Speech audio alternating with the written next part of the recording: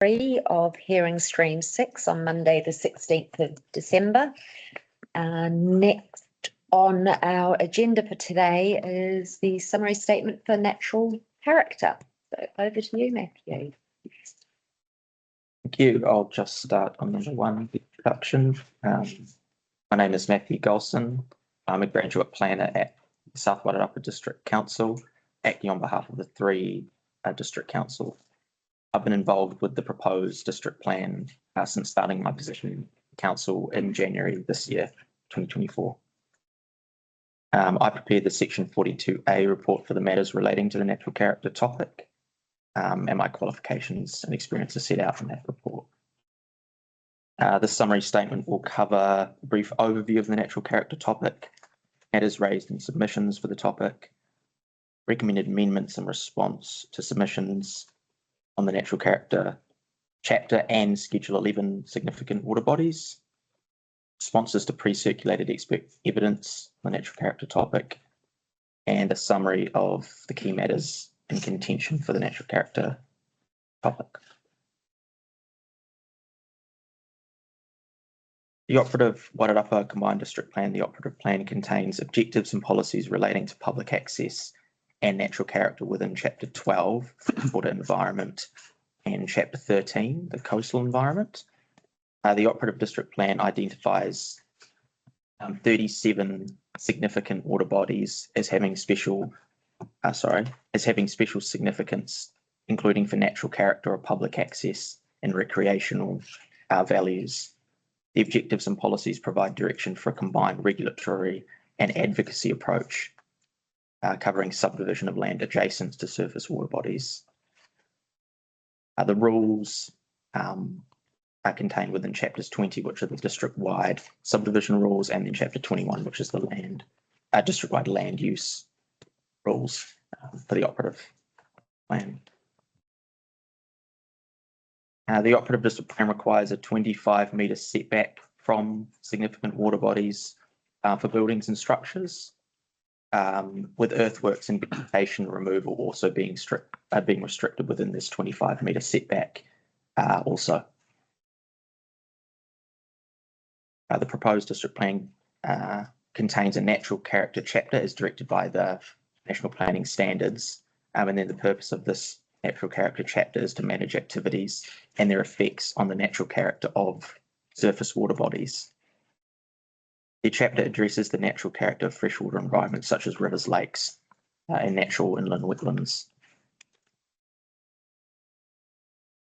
Under Section 6A of the RMA, preserving the natural character of the coastal environments, wetlands, lakes, rivers and their margins, and protecting them from inappropriate use, subdivision and development is a matter of national importance. Surface water bodies that have been identified as having additional special characteristics such as cultural, ecological, heritage values are listed as significant water bodies in Schedule 11 of the proposed district plan. And the proposed district plan lists an additional 35 additional water bodies in Schedule 11 compared with the operative plan. So that's an additional 35 on the existing 36, I think it was, that were in the operative. 37, sorry. Oh, good. The natural character chapter in the proposed district plan largely reflects the current direction of the operative plan, albeit adapted to formats and requirements of the national planning standards. On to section 3, matters raised in submissions.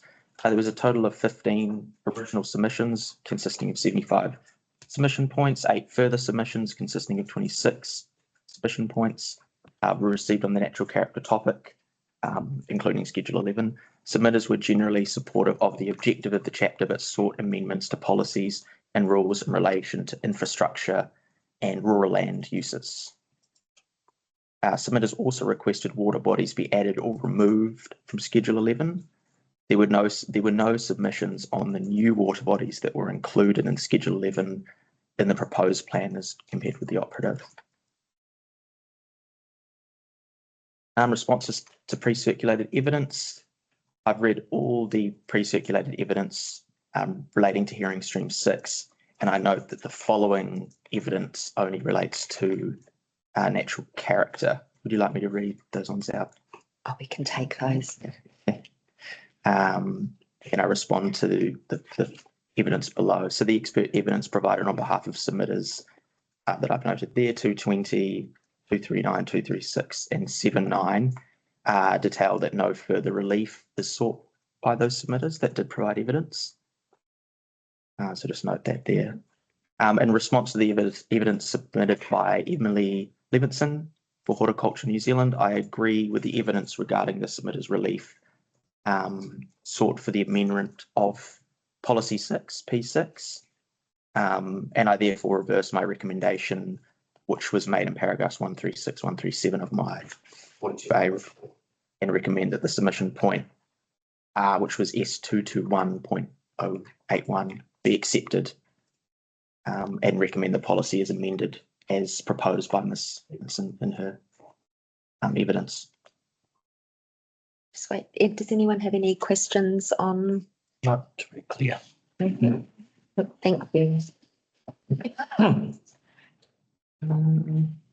Section 5, recommended amendments in response to submissions and pre-circulate evidence for the natural character topic. The main recommended amendments in response to submissions on the natural character topic were amending R2 to enable vegetation modification for biosecurity purposes, and also amending R2 to include Indigenous biodiversity, or effects on Indigenous biodiversity as a matter of discretion. And then the recommended amendments in response to pre-circulated expert evidence were, as I mentioned, amending P6 to enable vegetation modification for biosecurity purposes. And then there was I note here, there was an error that I did make in the report where I think it summarised that water bodies were going to be added, whereas that isn't the case. I didn't recommend any water bodies be added as significant water bodies in Schedule 11. On to number 6. Key matters in contention, natural character topic raised in submissions and the pre-circulated expert evidence. Following key matters remain in contention. Whether an earthworks threshold should be required for permitted earthworks in relation to existing infrastructure. Whether it's appropriate to include additional matters of discretion for restricted discretionary activities that have an operational or functional need to occur near significant water bodies.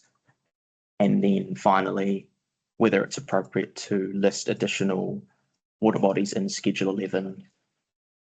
And by that, I mean ones that were requested by submitters, not the ones that were included in the proposed plan. Yeah.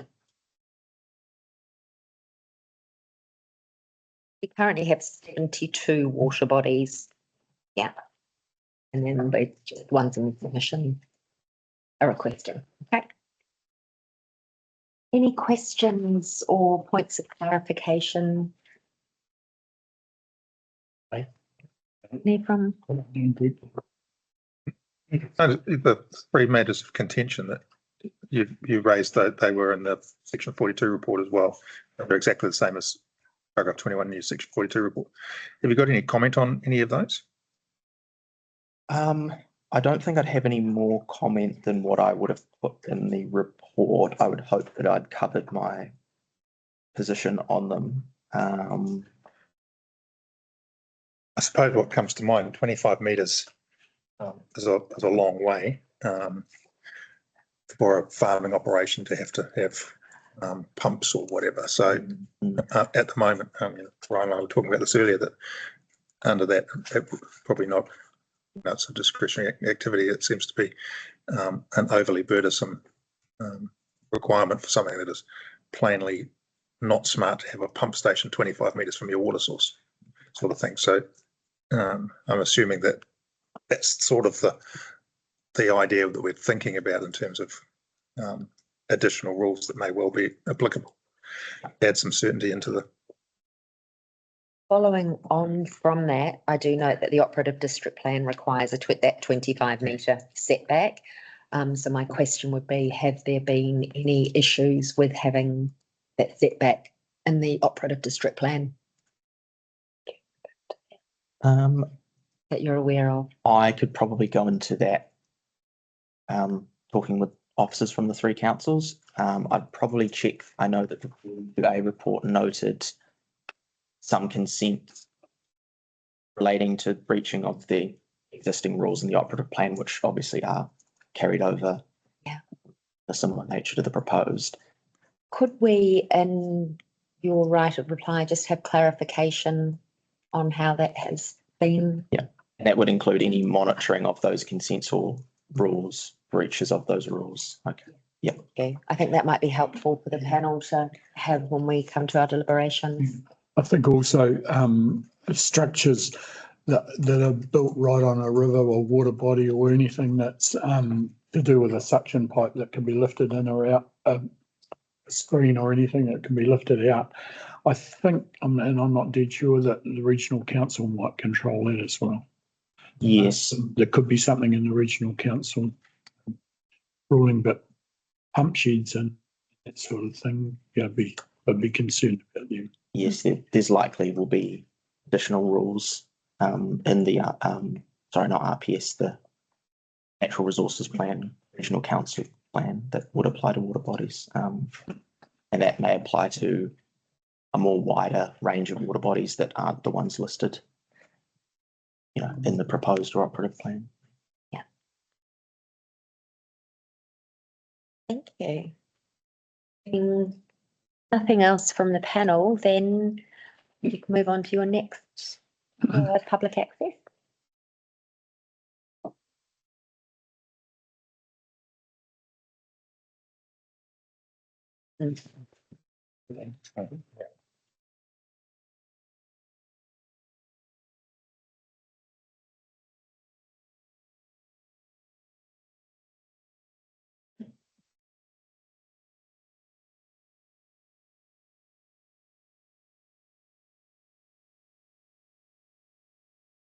Straight to paragraph 2. Section 2, overview of public access. The operative district plan provided for public access and objectives and policies within chapters 12, freshwater environment, and 13, coastal environment, similar to the chapter. The proposed district plan combines objectives and policies into a chapter that directs decision makers to provide for, maintain, and enhance public access to surface water bodies and the coastal marine area, as well as giving effect to higher order documents, including the RMA and the New Zealand Coastal Policy Statement. The proposed district plan proposes to introduce 1 overarching objective and 3 supporting policies in the new public access chapter. The public access chapter supports the subdivision chapter, which contains rules and standards relating to public access. The public access chapter interacts with the natural character chapter in that the chapter provides protections for significant water bodies in order to retain special values or characteristics associated with those water bodies. And just I'll add in an informational point, there are only objectives and policies in the public access chapter, so no rules or standards. Matters raised in submissions. There were a total of 10 submissions consisting of 22 submission points, 5 further submissions consisting of 8 further submission points. Submitters were generally supportive of the chapter but sought amendments to give effect to the RMA and the New Zealand Coastal Policy Statements. Submitters also requested amendments or new provisions in regard to reverse sensitivity effects. I have read all pre-circulated evidence submitted for hearing stream 6. I note that only the following evidence relates to public access, and those are the same pieces of evidence there from A to E. And then I respond here. The further evidence provided on behalf of submitters, 220, 239, 236 and 79 detail that no further support is, no further relief is sought by the submitters. I do disagree with the evidence provided by Emily Levinson in regard to objective 1 and Policy 2, I disagree that the definition of surface water body is too broad and may require public access along water bodies that could then cause reverse sensitivity effects. I acknowledge that reverse sensitivity effects can be generated by granting public access near established rural activities, but I believe the policy and objective as notified provides direction for reverse sensitivity effects to be identified and considered in a resource consent decision. And I note that the policy also aligns with sub S8, which is one of the standards of the subdivision chapter that mentions significant water bodies and access to and along them. Recommended amendments. Just, It's a good Yeah. question. You disagree that the definition of surface water body is too broad. The definition of surface water body, does that include man-made water races? Or is it only rivers? It will be kickback if it's. Yes, it does include artificial man-made water races. I think that topic was covered when the definitions chapter, and there was discussion about that, and I think the conclusion was that it was retained, or that was the officer's recommendation. I think, yeah, that I guess it's two separate issues as to whether that the definition of that, and then I guess what I'm referring to here is the evidence is kind of stating that the way it's been defined and used in the plan, or in this chapter, sorry, in public access, could have reverse sensitivity effects, not necessarily they're debating what it should be defined as necessarily. They're kind of saying that it is too broad and then would have reverse sensitivity effects. So their relief wasn't to seek, well, as far as I know, wasn't to seek a change of that definition, but to seek amendments to the policy and objective of the public access chapter to help mitigate the concerns of.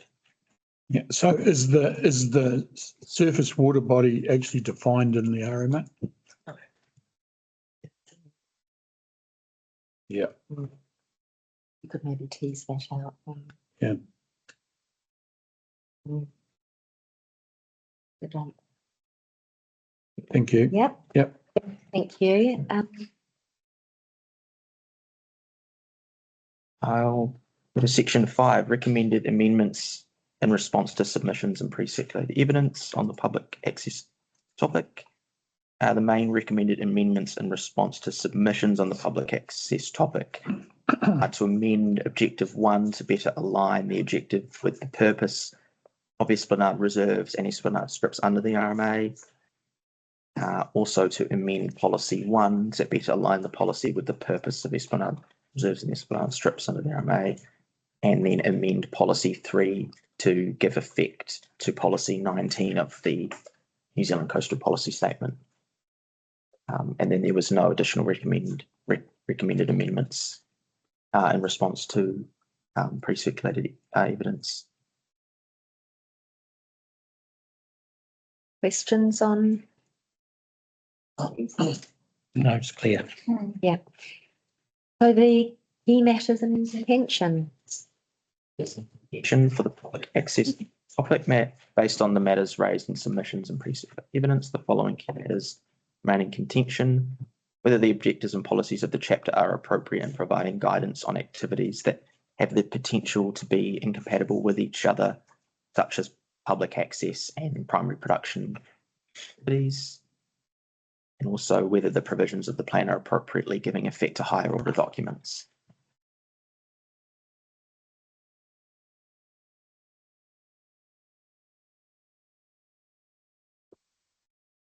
There's nothing else further that you would like to? Oh. Okay. Thank you so much.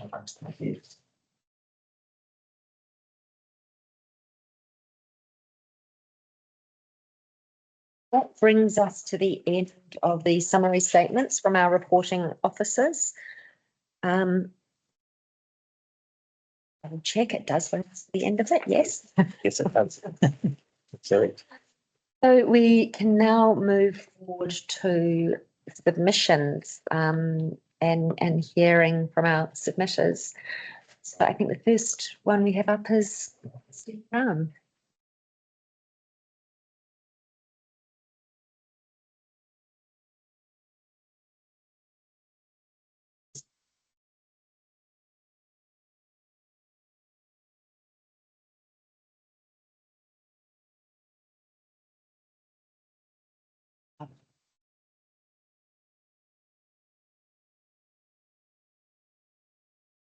Kia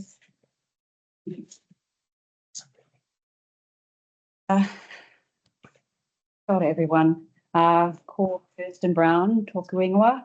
I'm not going to introduce myself, my whakapapa, beyond what I'm about to say, which is really the whakapapa that counts the time that I've lived in Whakaoriori, Masterton. So I'm just going to get going into it because I know I've got 15 minutes. Right, I bought the map again. You've seen this before. Right.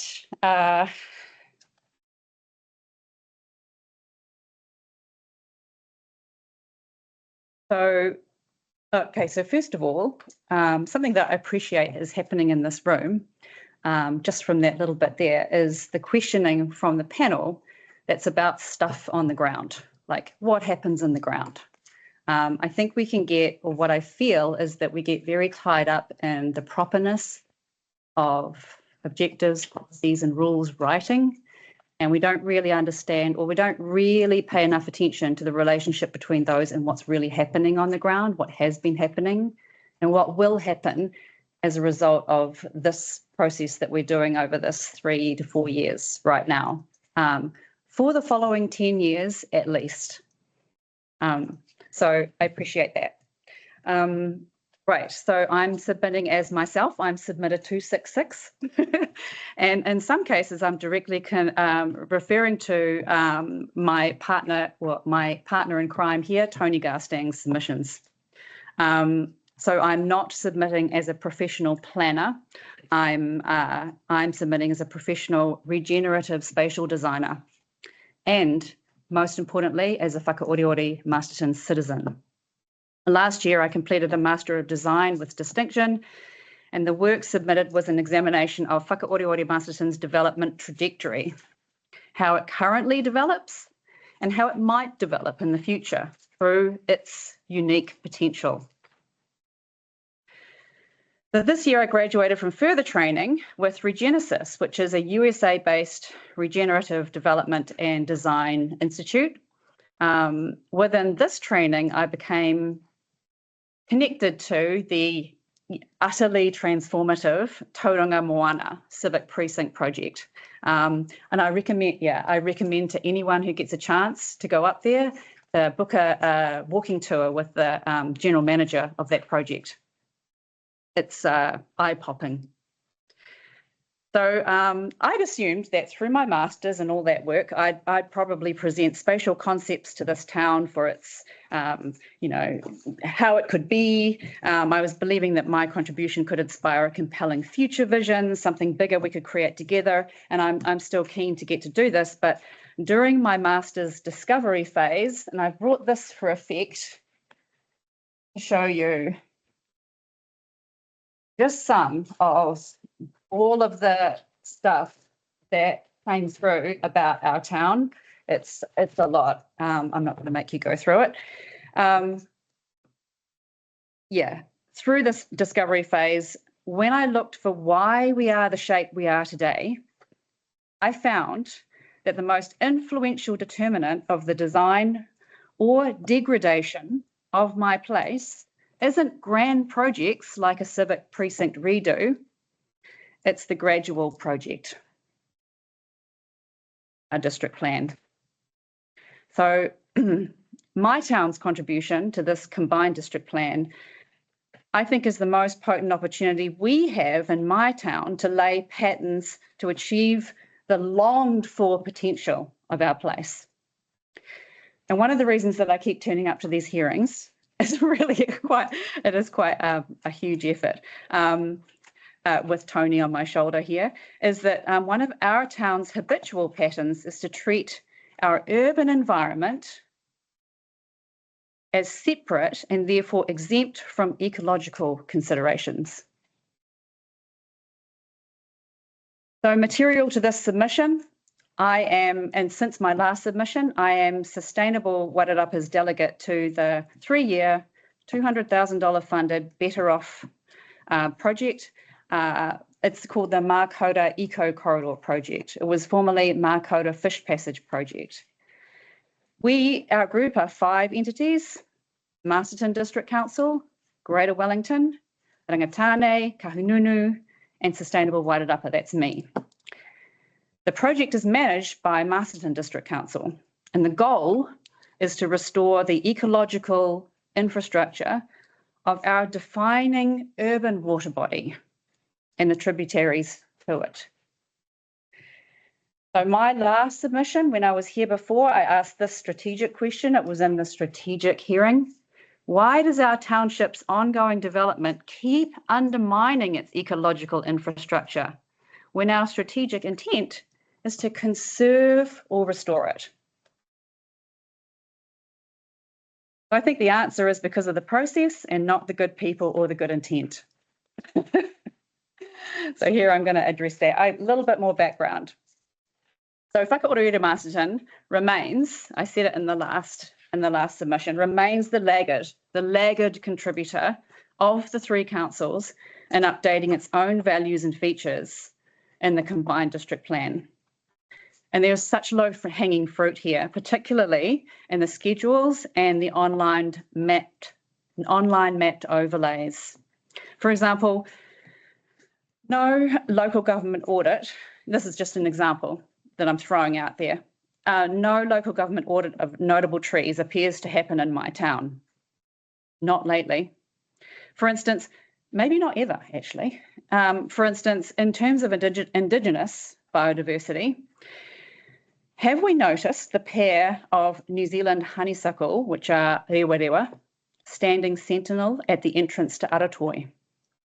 Have we noticed the spectacular mature titoki in the grounds of the Masterton Club, which has felled a couple of other trees lately? I could go on, but this is not really my responsibility, I don't think.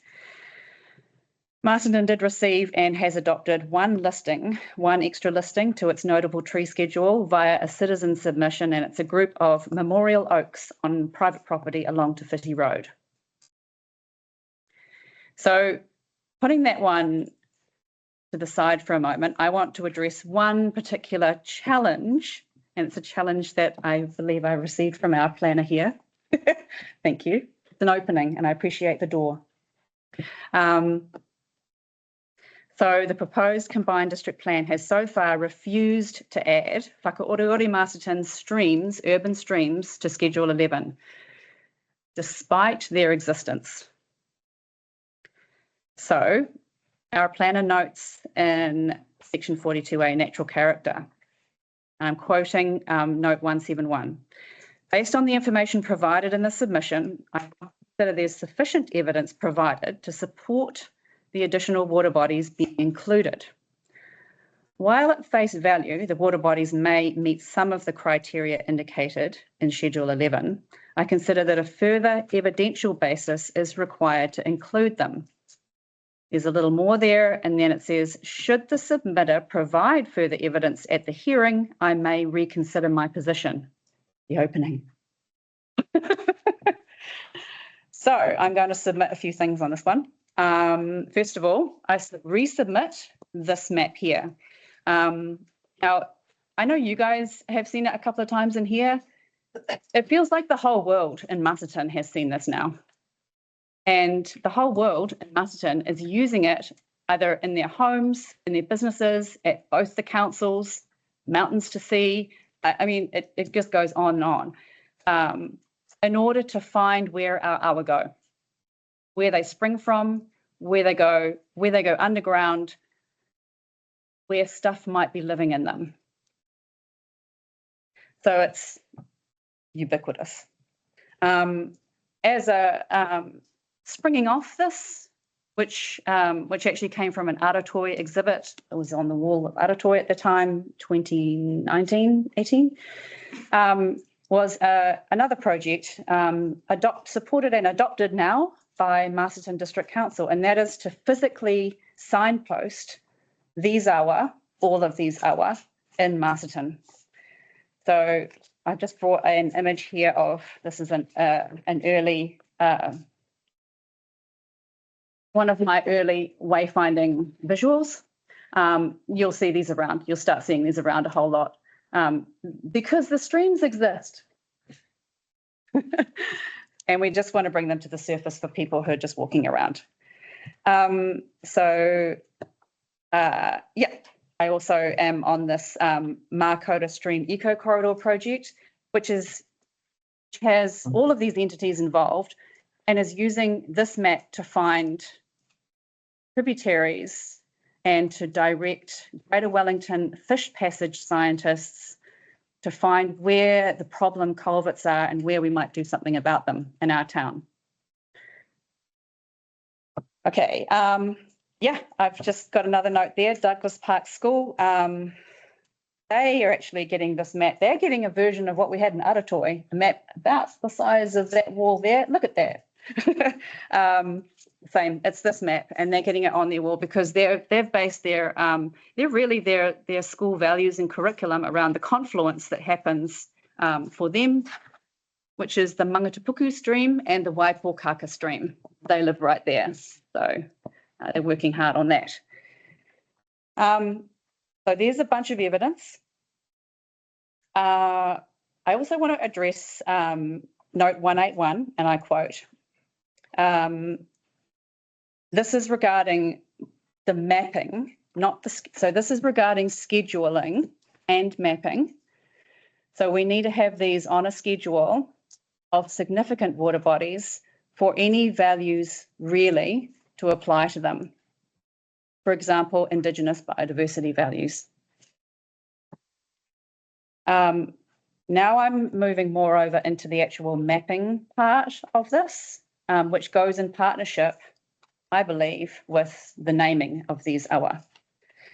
So I quote, in response to the submitter's first point, this I assume would be Tony's point, I note that all significant water bodies are shown on GIS maps as blue lines that follow the general path of the water body. So I'm going to submit this one here, which is actually a screen grab of the map. There are no blue lines. There are a couple of kind of weird disjointed blue patches. This one has the layer turned on, by the way, the screen grab. I've got the significant water bodies layer turned on. There's a couple of weird little blue patches, but no blue lines. Nothing contiguous through here at all. For neither the scheduled water bodies nor the proposed water bodies, which I wouldn't expect to be on there, although I would expect something, some trace of them to be on there, even if they weren't scheduled. But not even the scheduled water bodies are on here as contiguous blue lines. I understand the submitter's concern is principally associated with the legibility of significant water bodies and planning maps. Not just legibility, its existence in at least pretty well the right place on there. So there's no indication that the spatial extent that is indicated is incorrect. So I've just disagreed with that. Currently, the planning maps have used a blue solid line to indicate significant water bodies. This can be altered as and when required. There are no limitations from the National Planning Standards. I've raised this with the Council's GIS specialist who will consider this further. If there are issues with legibility, this can be changed. I consider that this issue relates primarily to the web map viewer and not to the proposed district plan. I therefore suggest that this issue is considered further outside the district plan process. I therefore recommend the submission point be rejected. So I'm submitting that I refute the first part of this, A, the blue lines are not there. It's not the case for either scheduled or non-scheduled streams. I refute B, the spatial extents do not appear mapped. therefore must be incorrect because the spatial extent isn't there. C, the GIS mapper. Yeah, how will this consideration be notified to me as a submitter or to this process here, to you guys? And D is, so this is really material. This is about mapping. So if we name a stream, let's say it's the Mākota, Mākakawika, or Manga Akuta, which are named in our schedule. If we name a stream in there and then misrepresent it in a map, or just unmap it, don't map it, then the values or rules allocated to it in its place may not be applied along its proper extent. So for me, the two are tied in. You can't say the name and then not map it properly. You need to they need to come as a pair. Okay, so I'm going to finish with these last couple of questions for the hearing panel. Will this combined district plan process commit to researching the evidence of Whakaoriori Masterton stream network as significant water bodies? Will it commit to researching this as part of this process? And what is the commitment of Masterton District Council to audit its unique wording in chapters, schedules, and overlays in the online map? As I come back to my first point, my town is a laggard when it comes to talking about its own stuff in the plan. So I would like it to commit to auditing its unique wording. Yeah, whether it be part of this process right now or something beyond. That's enough from me. Thank you. Appreciate it. Lovely to see you here again and to hear your passion. I will check. Yes, we have some questions on the panel. So, and you are aware that you have posed some questions for us. Obviously, as part of a hearings process, it's up to us to ask you questions. Thanks, Kirsten. You started off saying that you wanted to treat the urban environment separate to the rural and be exempt, the water bodies be exempt from ecological considerations. I want to treat the urban environment as having ecological values as well. Okay, so that was my question. If they had to be separate, how are we going to separate the ecological values for the water bodies? So the whole point is to bring them together, because I think our habit is to see a township and not think of ecology. But there is ecology running through our township. Definitely is. Yeah. There definitely is, and you're concerned about fish passages, culverts, etc. So that's all part of the ecological thing. Yeah. Okay, thank you. Oh, yes. Thank you, Kirsten. My question is about if these particular streams that you have discussed were to be included in Schedule 11.1, what's your understanding of what that would mean? Mm-hmm. What would be the environmental benefit of that occurring? Yeah. From a district plan rules perspective? Yeah. Okay, so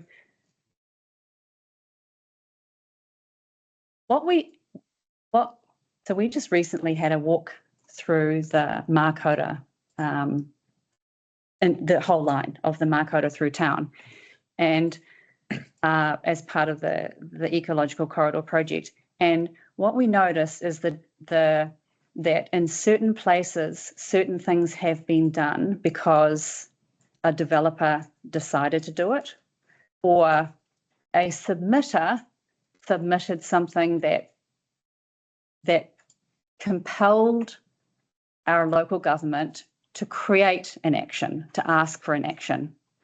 If those are the things that need to happen, someone has to submit, or a developer has to, from their own back, do it right, or a property owner making some change has to think about it all by themselves, and it's not, there's not some kind of baseline how we take care of these in our plan, then we leave it higgledy-piggledy. Could be anything all the way through. And what we noticed as we went down there is that there are these weird patches. Some patches are absolutely choked with sediment. Then it clears up again. And then we hit a patch where there's just so much rubbish, and we trace it back, and it's actually about street runoff. So we need to think about that and something separately. What I'm saying is that what I see is if there are some baseline, if there are rules that are fair and effective in our district plan, then there is a blanket bottom line here. And what's happening is a real patchy kind of, some people love it, some people don't think about it. Thank you for that. What activities do you understand would be captured by rules attached to a schedule?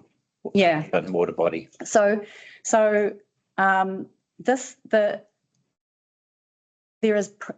really complicated because there are private properties, schools, public property, all kinds of stuff. So something that might be captured is when, for example, someone somewhere along the line decides that the stream is clogged and it needs clearance. So there is someone employed by one of the councils to walk up the stream, ripping out all the vegetation all the way up the line of the stream. And this has happened reasonably recently. Sure. And just about everything was cleared out of it for a very long pathway. And a lot of sediment came into that thing and it started gushing, and there would have been a lot of lost biodiversity. So there's no real story about how there's no updated best practice on this. So what I'm saying is that stuff, or the native stuff that's there, would still be there if there was an underlying best practice. Would it surprise you that that activity that you've just described is largely governed by the regional council as opposed to the... That particular one wasn't. And I do know, I am aware that there is currently work to figure out who gets what responsibility when it comes to these things. Okay. I'll give you another little example of this one, which is kind of muddies the water, no pun intended. Oh, that's a great pun. If, for example, a pipeline is made, which has been made recently, into the Markota stream from another stream. So it's actually on this map, a drain was made to take, and the reason why the drain was made by the district council, the pipe was laid, is because there was somebody's house that was getting flooded a lot. They wanted to divert the stream so that it didn't go through their groundwater and come up and flood their house. So this stream has been diverted into the Markota from the neighbouring tributary. Since that happened, the Markota has completely changed in that area. It's very clogged up with like weird brown algae. And that water that collects in that area is right beneath Robinson's nursery, where they routinely spray nitrogen fertilizer. So it makes a lot of sense that we're getting extra nitrogen in that space, and we've tested it, and there is extra nitrogen now. So that's a thing going on terrestrial land that takes something from a problem area, and there is crossover. Yes. And I think that we can't absolve ourselves of responsibility by saying, oh, that's the Greater Wellington Regional Council. Oh, what I was, a good example of what you've given. Thank you for that. That's an example of the district council doing a work under the jurisdiction of the regional council's regional plan. Mm-hmm. So it may be that work might not have contravened any of the rules for streams that are scheduled. It may have, but I'm not too sure. Let me cut to the chase. My reading of these rules is that they only that the council jurisdiction relates only to the surface of the water body, not to the bed of the lake or river or stream. And secondly, the only two activities that are controlled are earthworks within 25 metres of the scheduled body, vegetation clearance or modification within 25 metres. All of the other activities are largely covered by the Greater Wellington's regional plan. Mm-hmm. So I just wonder whether you appreciated that. Yeah, I do appreciate that. And it's one of the frustrations that all of the people who live along these streams have, and they don't know who to call when there's something bad happening. So my question to you is, what would scheduling these streams achieve given the very narrow remit that the district plan has over those? So already you talk about vegetation. Vegetation will be different from now on, and that's a big part of it along these awa. Vegetation clearance, not vegetation. Yep, vegetation clearance is what happened not too long ago, all the way up through the Makota stream. So there's one. We might make more values and more rules in the future, but unless you schedule these and say that they exist, you can't make a rule that looks after them. So you've got to start with recognising that they are streams that do exist, and then you can start thinking about how you're going to value them. But when they're not listed, they're not on any map, what's the point in making any rules? Okay, thank you. Any other questions from the panel? Listen, thank you very much for your time again today. Welcome, and I appreciate being able to be here. I just please add one more comment. This is really a hard work, and I happen to be someone who has been all over this district plan for a long time, and so I'm just have a kind of a brain for it right now. Most people don't, and most of the submitters who come in who submit for this are either entities that are paid and it's their job to submit, or individuals who go completely out of their way to submit, or people who have some kind of self-interest for their private property. It feels like a huge gap in this process. I know that it can't be changed probably now. It feels like a huge gap in this process, and maybe it's for 10 years' time, that things that are consulted on, for example, Masterton has its wellbeing strategy, other things that are consulted on get public opinion, gather public feeling. And those things don't seem to come into this. It all seems to be via someone who submitted in a certain way in the language of this thing. So I think there's a whole lot of stuff that isn't captured in our district plan. So the way that we develop forward is very bureaucratic and not necessarily reflecting the values of our communities. That's just bigger picture stuff.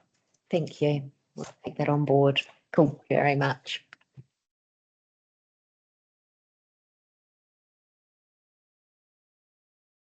Christine, you're our next speaker, presenting Meridian Energy.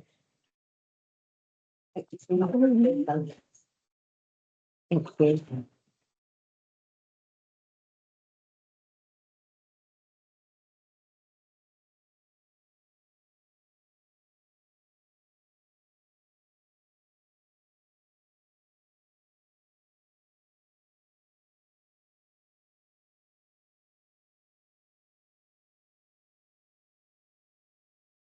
Thank you, Madam Chairman.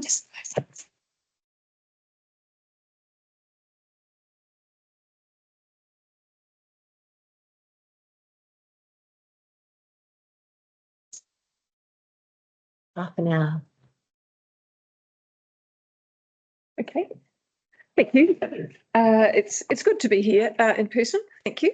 So I'm here today. Usually Meridian troops about to these hearings with its strategic planning manager, Andrew Farabend, and you would have seen him online for an earlier hearing. A close family member of Andrew is not well at the moment, and he would have wanted to be here in person himself, but he just can't do it this week. So it's just me, I'm afraid. So the process of, I just for the record confirm that my name is Christine Ann Foster, and my qualifications and experience are as stated in the statement of evidence I put to hearing stream 1, strategic direction, and I have prepared a 2-pager, or it's really 1-pager summary of, it's essentially the process for this hearing stream of Section 42A reports and evidence and hearing statements has meant that my opinion is largely in agreement with the officers about the changes that have been recommended to you. And I've just set that out here just for your own benefit, if you like, as you go through things when you're determining decisions. There is a lot of agreement now on definitions in A, on objective CEO2. There is a small point of disagreement still about whether you retain the wording where it has been degraded or change that to where practicable. My point was that sometimes restoration happens not just because of degradation, but for other reasons as well, but usually only where it can be done, which is practicable. So I have to leave that with you. The reasons for the difference are as stated in my pre-circulated evidence. But policy CE4, we're in agreement. P6. Policies Eco P4 is one that relates to the way the hierarchy of obligations or effects mitigation hierarchy is applied to activities as they affect Indigenous biodiversity. And I pointed out in my evidence for Meridian that the NPSIB has a carve-out explicitly for renewable electricity generation assets and activities and electricity transmission assets and activities. That was intended to be accompanied by reviewed NPSs for REG and ET, which would have had their own response to Indigenous biodiversity. That hasn't happened. So I, in my evidence to this hearing and in other jurisdictions, have taken the view that it isn't enough to just have a carve-out for these activities. There needs to be a response to their activities when they occur in areas of significant Indigenous biodiversity, but there are also national interests at play, and those are outlined in the current national policy statements for REG and for ET. So I suggested that a bespoke approach for REG and ET is the way to go. Ms. Wheatley agrees. It's a question really of process from there, how one does it. There was a process for doing that for the regional policy statements through change 1 that went a certain distance. There was not complete agreement reached. I attached to my evidence as a joint witness statement, expert conferencing. Now that involved planners representing a minority of parties, and other parties have actually appealed. So the hearing panel put in some parts of it, but not all, and there are appeals on that. So it's not by no means settled, but I support the principle of that, and there may be elements of the wording that are helpful. So Ms. Wheatley has left with you the suggestion that planners representing certain parties to these submissions points get their heads together and come up with something, and I support that. So I look forward to doing that. And it just depends on timing, as the world is going to be in a state of flux no matter when we sit down to do these things, and we have to make best with what we have that's settled or not settled at the time. That's just the reality of operating at the moment. So in F, I talk about policy Eco P5, a slight suggestion. Her suggested wording is slightly different from mine, but it lands in the same space, and I support it. Eco P6, I support the wording that she had proposed. P7, I wrongly, in my evidence, there's an attachment to it in which I summarise all of my suggested changes. I wrongly called the CE P7. It should be Eco P7, and I support Ms. Wheatley's suggestion. I had also said that, consistent with where the national policy statement for REG was going, that it should refer to electricity generation activities and assets, but I take her point that that's not the language this district plan uses. And anyway, if the NPS REG is changed and brings in these new language, that will be something that this district plan has to respond to at a future time. So it's of no great moment. So, and I think the only remaining difference of opinion is in relation to objective and policies for significant amenity landscapes. It is fair to say I am not a believer in the space of so-called significant amenity landscapes. There is a difference of view about them, and my reasons for not supporting the wording of the policy are in my pre-circulated statement. So I hope that's helpful to you as you're deliberating in future. Happy to take questions. Very helpful. Thank you. And it's great to see that following the summary statements that there is now alignment between submissions and the evidence presented earlier too. So thank you. I looking to my panel for questions. I have two. Yeah, I've got a couple as well. You have a couple too. Am I right, Thursday? Good afternoon, Ms. Foster. First of all, yeah, could I just commend you on this excellent one-page summary? It's being on a number of panels and having such a brief and succinct but helpful summary is very useful. And it's allowed me to focus my questions to matters. The first relates to policy Echo P4, and we had the idea of carve out and the bespoke solution, and that's presumably based on policy 24D, the RPS plan change 1. Yes, it is. Yes, okay, which presumably faced a similar conundrum in terms of not having a replacement for the carve out and the REG or ET MPSs. Yes. My question to you is, do you have two sub questions on this? Firstly, do you have any idea what the timetable for the MPS, REG and ET refresh, if you want, is? No more than you will have. Okay. Yeah, there's a busy national policy program that officials are keeping pretty close to in some respects, but I have no inside intel, I'm afraid. I did quiz Meridian to see if they had any intel, and I'm afraid I have nothing to offer. Okay. Yeah. Okay. Yeah. It's okay. I will just say On the radar. well, again, I know what you know from public announcements made. Officials are being very tight-lipped about all. Well overdue, isn't it?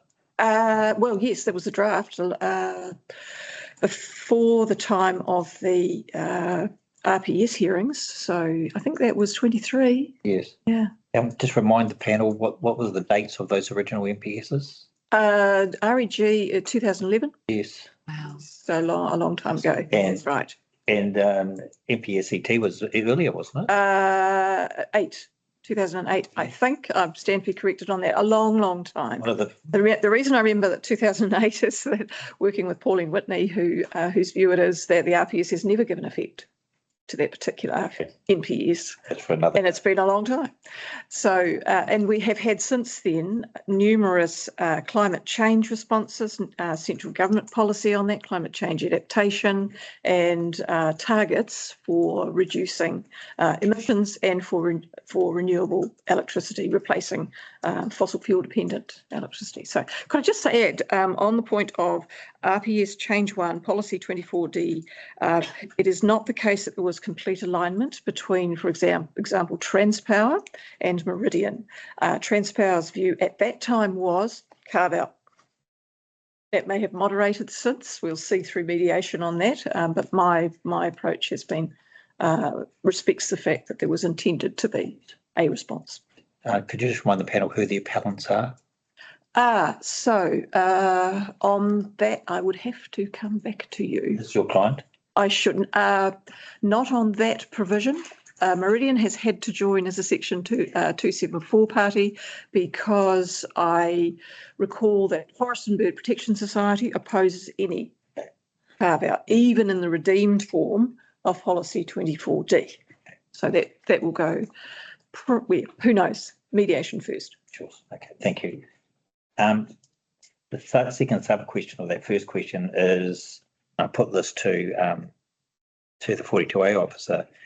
Is the conferencing or the getting together of the parties that's being suggested, is it largely a mechanical exercise to determine what the precise wording will be and where it might sit? Is it anything more than that? I think the RPS Change 1 process demonstrates that it is more than that. It would be a case of determining principles, and the first DOC was represented at the expert conferencing, and that's where we started, was to talk about what the principles should be and then developed a response following that. And it really depends who's at that table as to what direction that takes. I expect, based on that, there would probably be a spectrum of views. I'll be at one end of it, and anybody representing the likes of Forest and Bird. Possibly not the Department of Conservation, agreed ultimately with the wording that was put forward. So that was very helpful. It depends who's there. In this context, and it's again a question I put to the officer, is Greater Wellington, Forest and Bird and Dock do they have submissions in on this matter? That you perhaps filed further submissions to?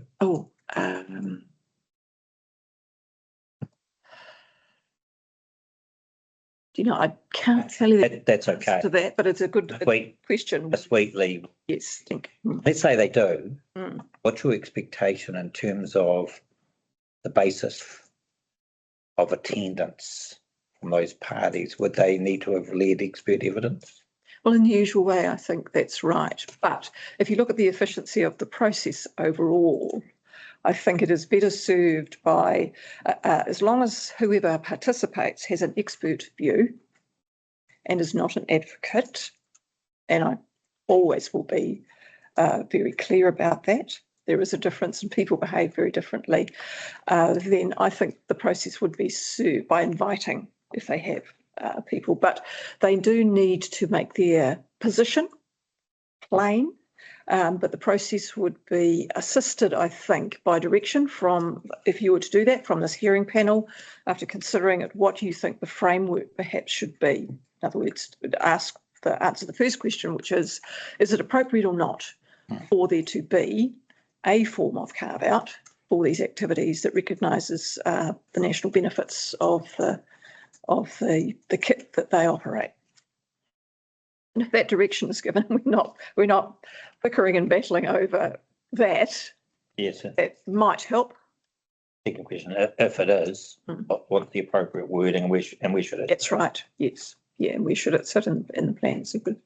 That's a good. And then that comes down to effectiveness and efficiency in terms of not duplicating it, having it. Yeah. Okay. Right. My second and final question is just on special amenity landscapes, and you've made your views clear on that. How do we reconcile those views with what the RPS policy talks about in terms of its companion policies on identify and protect? How does the panel respond? I think the RPS directs that you may identify them. That's discretionary. Yes, it's discretionary. And my point is essentially, as a non-believer, that there firstly needs to be some. So the RPS is looking at all of the districts of the region, yes, saying this might be a good idea somewhere, to which I take issue. But if it is a good idea somewhere, there has to be some local-based reason why a landscape is significant. And the whole of the Wairarapa coastline is identified as an amenity landscape. Yes, I'd accept that. And it has place-based reasons for that.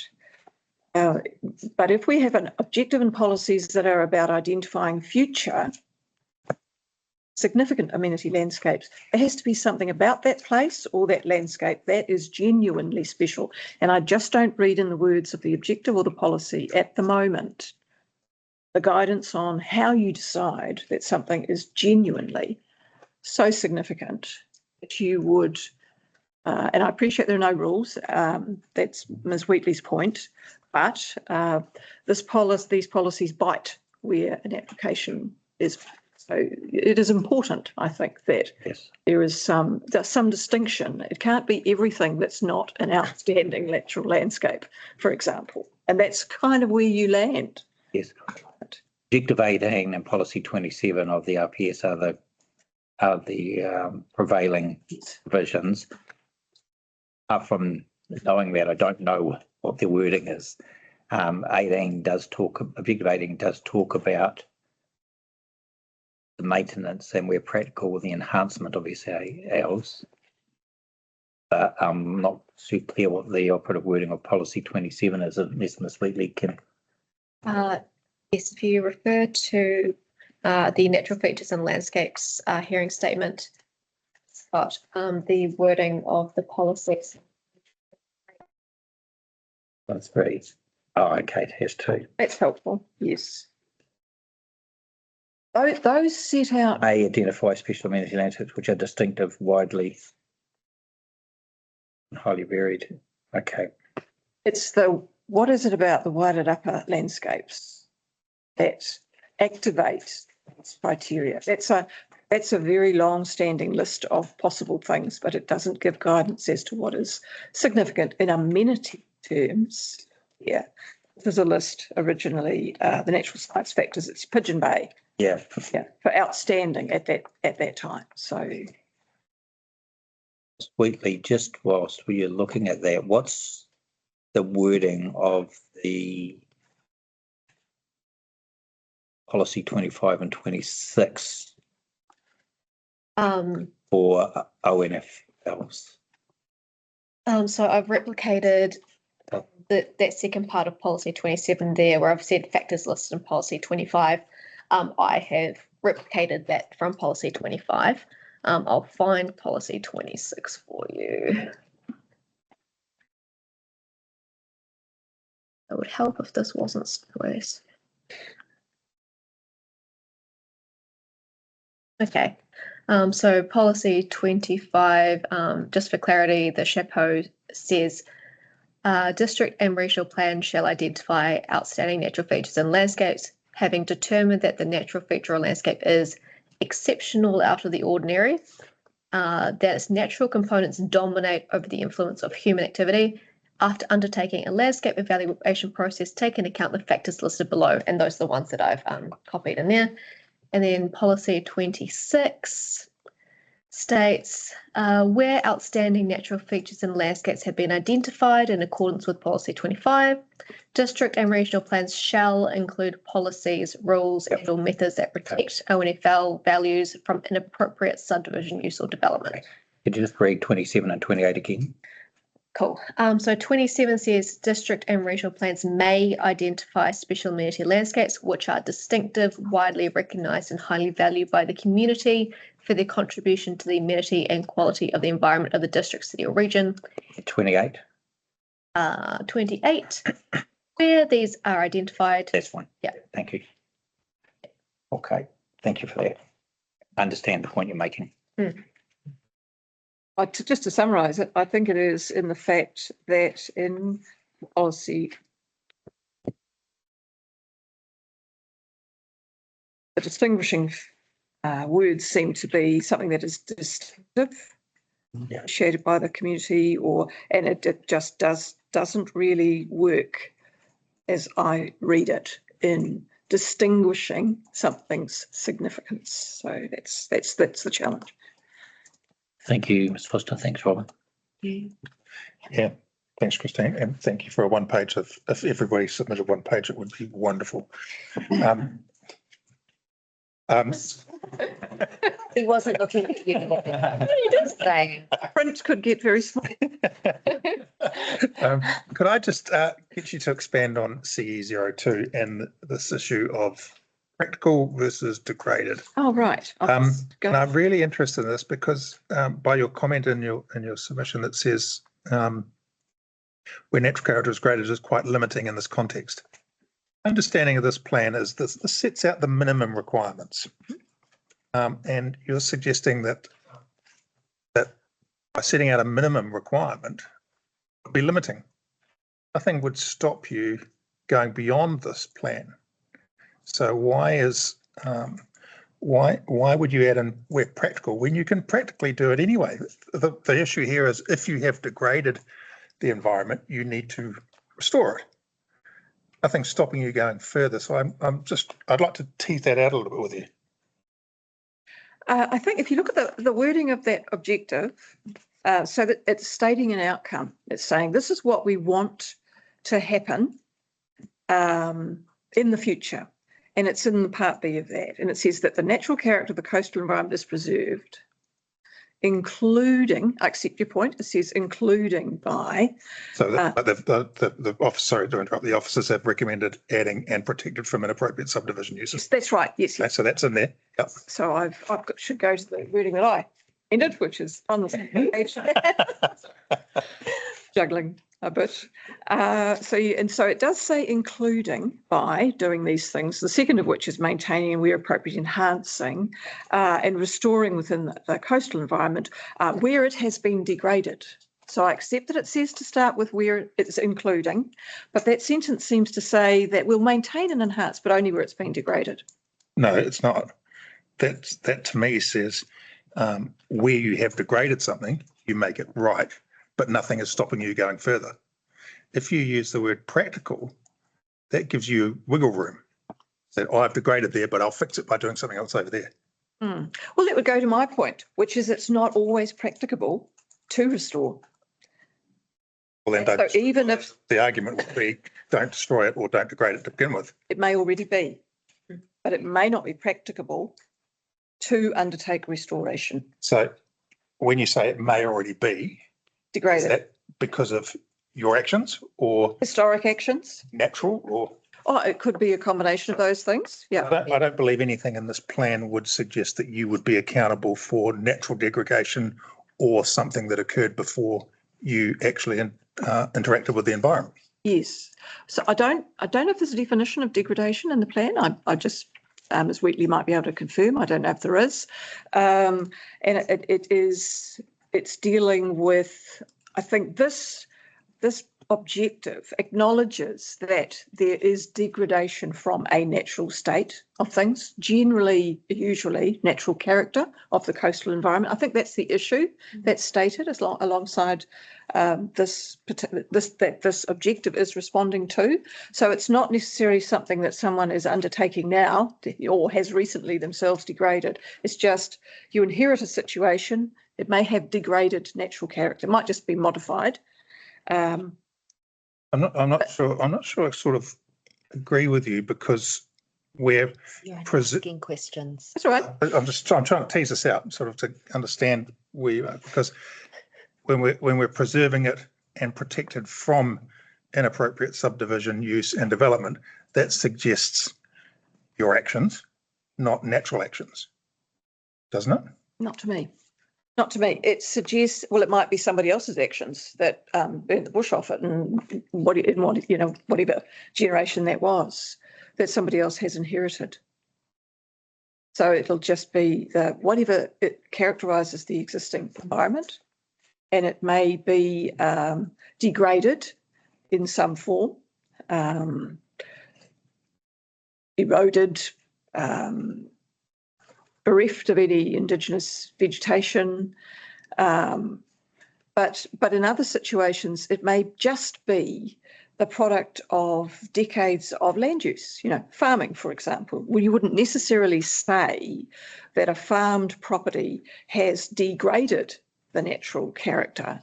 It has modified it, but it is just the way it is. It's not necessarily degraded. And in situations like that, you might want the outcome to include, where practicable, restoring that. But it's not just because it's been degraded or explicitly sort of degraded from the state it might have been pre-settlement by anyone. Yeah. Okay, thank you. Be interesting to see where you two land up on that. Thank you. It was useful conversation. You had two questions, I think. No, the other one was answered. Thank you. Because I was going to say, where is it? Because I couldn't find it, but it was in your Eastleigh submission. Okay. Nothing else from anyone on the panel? Example. Yeah. We won't revisit it next month. Christine, thank you so much for your time this afternoon. Pleasure. I'll hang around and And it's the great next friend. Next matter is online, and it's Christine Shipper, I believe, and Graham Lecoq. She's council. Oh, Yes, Catherine Anton. Right. welcome. Can you hear us okay? Yes, thank you. Kia ora. Kia ora.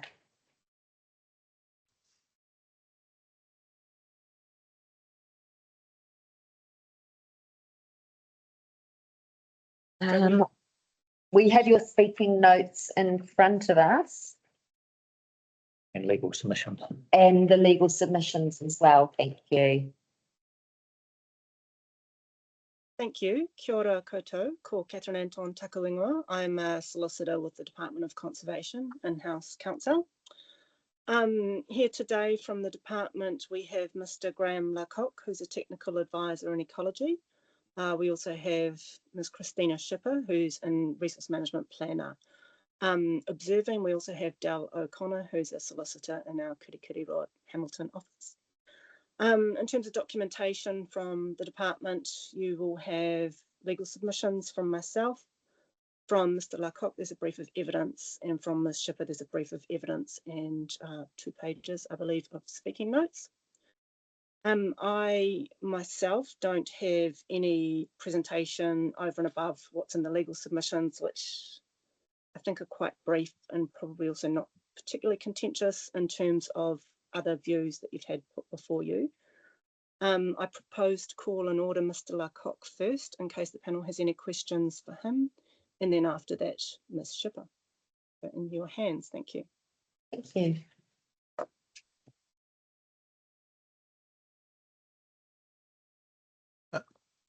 Kia ora, yeah. Ko Graham Lecoq, koto ingoa. I'm Graham Lecoq. I'm a technical advisor with DOC. I've been doing this role since April 1997. Thank you for the opportunity to present evidence today.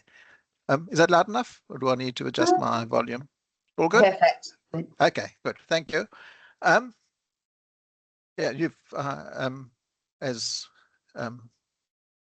Catherine said, assume you've read my evidence. I try to make 4 main points.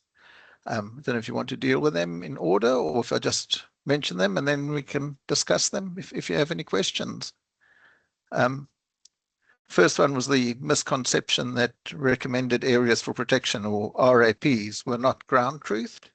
The Protected Natural Areas program that identified the RAPs was a really robust process, and it did include ground truthing. I can give you all the details of that if you need me to, but it's very clear in the P&A reports. The process is laid out quite well there. The other one was the idea that the RAPs should be discounted because the assessment was not undertaken in accordance with SNA criteria in the NPSIB. This is strictly correct. The RAP process was sorted out almost 40 years ago. But it was based on best practice at the time, and that best practice has continued through, and the current NPSIB, there have been slight modifications, as you would expect, over 40 years, but the principles have remained the same, and I believe they are comparable. The main difference is that the RAP process identified the cream of the crop. It didn't identify everything that would qualify as significant as the SNA process would have. So everything that was identified as an RAP at the time would have qualified as a SNA, but there would have been additional areas that would be SNAs under the NPSIB criteria. The third point related to the idea that Mānuka, Kānuka and Tauhinu of any age could be cleared. I demonstrated that these 3 species are important to the Wairarapa from an ecological and cultural viewpoint, and looking at rules that other councils have used, they've quite logically taken an approach where if an area was cleared for a paddock, say 10, 15 years ago, and now Mānuka and Kānuka has come back, it's all right to clear that again. And they had rules with that time period in place. I suggested working to the Hawke's Bay time of 15 years, being in that drier sort of southeastern coast of the North Island. A lot of the old growth Mānuka Kānuka has developed an ecosystem of its own. Really important stuff underneath it. It's so yeah. There's a distinction between the two, and I think that that needs to be considered. The other point, final point, was that the idea that anything under 4 meters high with the diameter at breast height or 140 centimeters of less than 30 centimeters was able to be cleared. The thing that sets Wairarapa apart is the number of small shrubs and herbs that are threatened. There's a grass there that you can hardly see.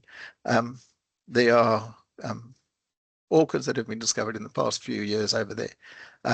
So of the in the SNA in the RAP reports, they identified 66 nationally and regionally threatened species, plant species, and of those, only 4 would have any protection under this rule. So a lot of your values are in those smaller shrubs, and so those were the main points I was trying to make. Thank you.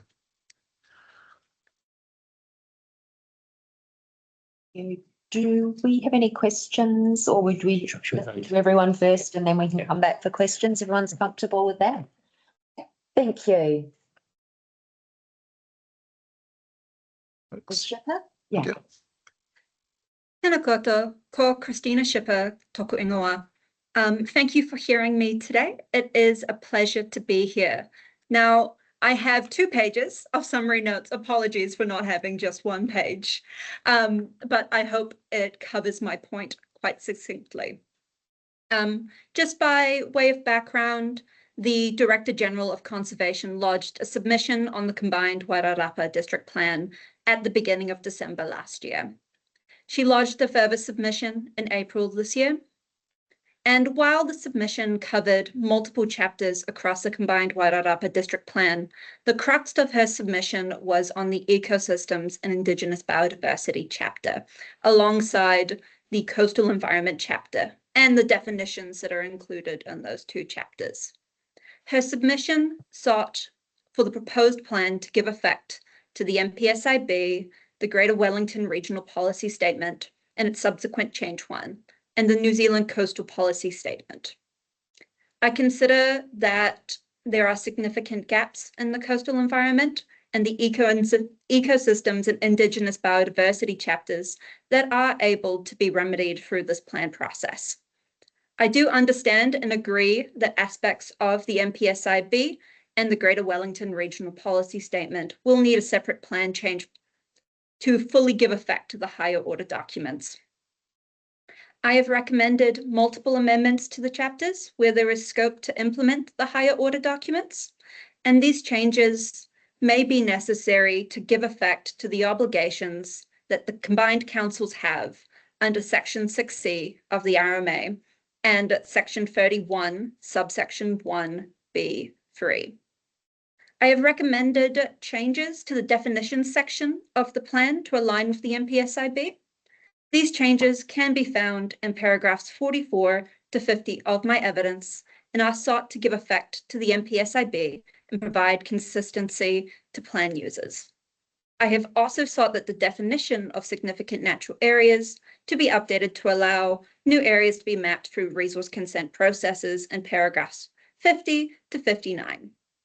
I acknowledge that these have been accepted in Ms. Wheatley's updated summary statement. I have also recommended changes to the Ecosystems and Indigenous Biodiversity chapter, which will align the plan with higher order documents in paragraph 60 to 108 of my evidence. Within those paragraphs, I discuss the need for stricter protections in significant natural areas in paragraphs 60 to 76, and then in paragraphs 84 to 88. And for areas outside of significant natural areas, that is in paragraph 74 to 76, and then 89 to 108. The changes I have proposed would assist in protecting Indigenous biodiversity and provide a precautionary approach when considering resource consent applications. In lieu of mapping new SNA areas, there should be a cohesive path from when an area is identified as significant, but is currently not an SNA in the plan, to being assessed as significant vegetation in the policies rather than only through the effects management hierarchy. This is explained in some more detail in paragraphs 51 to 63. I have recommended that the recommended areas of protection, the RAPs as we've called them so far, require some protection themselves. Otherwise, there is a risk that significant Indigenous biodiversity will be lost without the Council's knowledge in paragraphs 99 to 108. I also recommend changes to both the Ecosystems and Indigenous Biodiversity chapter and the Coastal Environment chapter to give effect to the NZCPS in paragraphs 109 to 114. Policy 11 provides a strict requirement to avoid certain effects on Indigenous biodiversity depending on its rarity or threatened status. As the plan is intending on giving effect to Policy 11 between the two chapters, I consider that there needs to be increased clarity in the plan in paragraphs 109 to 117. I note that in the evidence of other submitters, they are requesting the exemptions or the carve-outs provided in the NPSIB.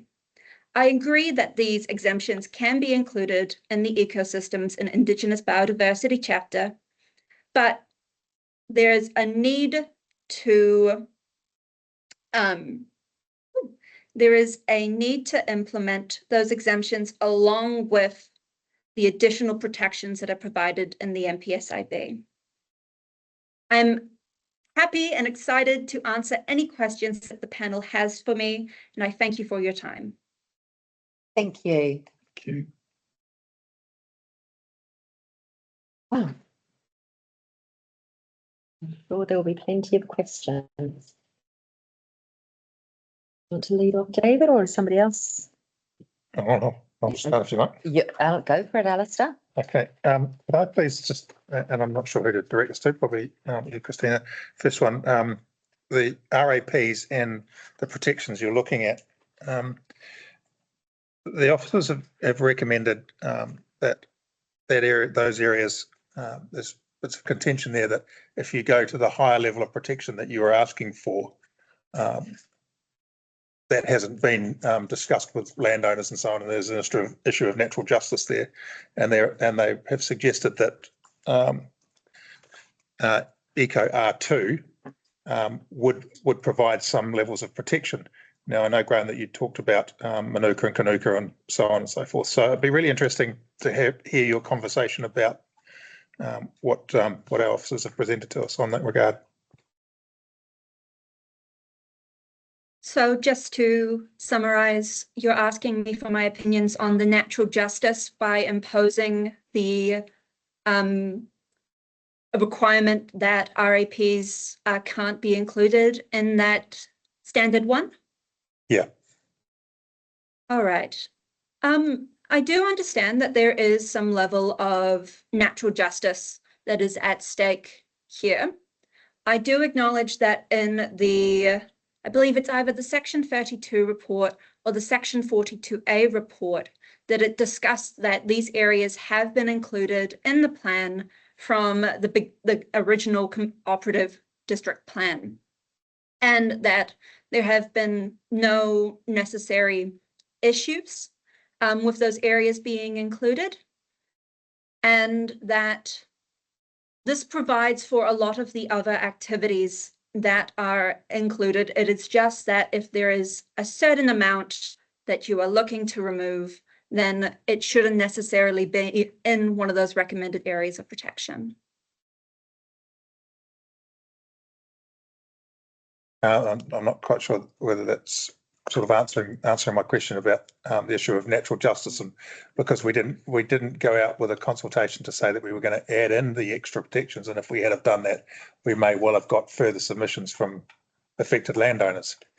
So to do it now without having consulted on that issue, because we went out with a certain level of protection, but you were asking for a higher level of protection than what we consulted on. Now, where would be the fairness in that? I wonder if this is an issue for Mr. Anton to comment on. Thank you. I think it's a fair question to ask, and natural justice probably is dealt with under the umbrella of scope in RMA hearings. My view is that the recommended areas of protection have been notified on an informational basis, if you like, alongside all the provisions for protecting and managing Indigenous biodiversity that the Council is required to deliver under the plan. So in my view, legally, some modification of those Indigenous biodiversity provisions is anticipated through this process, and that modification insofar as those provisions interact with the recommended areas of protection is also envisaged, and that any landowner who has a recommended area of protection on their land would have been adequately on notice that that might happen. I also think that the amendment that Christina has proposed in her evidence is not really disproportionate. It's not saying these are SNAs. It is just saying her amendment, I'll let her talk to it in more detail, but her amendment to the Eco Standard S1 is just saying that R2, it doesn't apply if the only reason it would apply is it's a recommended area of protection. I'll let Christina talk to that, but I think the main point I'm trying to say is that it's, in my view, legally, what she's asking for is not disproportionate and is not anticipated by what's been notified in this plan.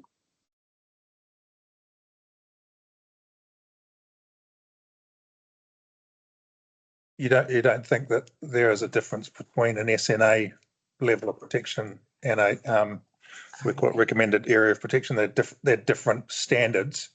They're different levels of identified areas of ground. So to have the same protection on both would cause a slight confusion, or basically makes one redundant. I think it might be best for me to hand back to Christina, because I don't think her suggestion is it is the same level of protection for both those things. Yes, so I have recommended that the RAPs be treated differently to the significant natural areas under the section. In the original submission that the Director General wrote last year, it talks about treating the significant natural areas and the RAPs the same. Now, I did not write the original submission, and I take a different view from the original submission and say, yes, the significant natural areas are different to recommended areas of protection, and your significant natural areas should be treated with a greater level of protection. And that greater level of protection is identified in a variety of the eco policies and Eco Rule 1. I have said in my evidence that I believe that RAP should be included in some of the other policies that aren't protecting significant natural areas, but instead are looking at all of the other Indigenous vegetation areas. And Rule 2 covers all Indigenous biodiversity clearance outside of SNAs. And within that rule, I have stated that this is allowed, but there needs to be some additional protections for the recommended areas of protection, and the two are distinct. I'll follow that up with a question. Thank you, Ms. Schreiber. That clarifies things for me.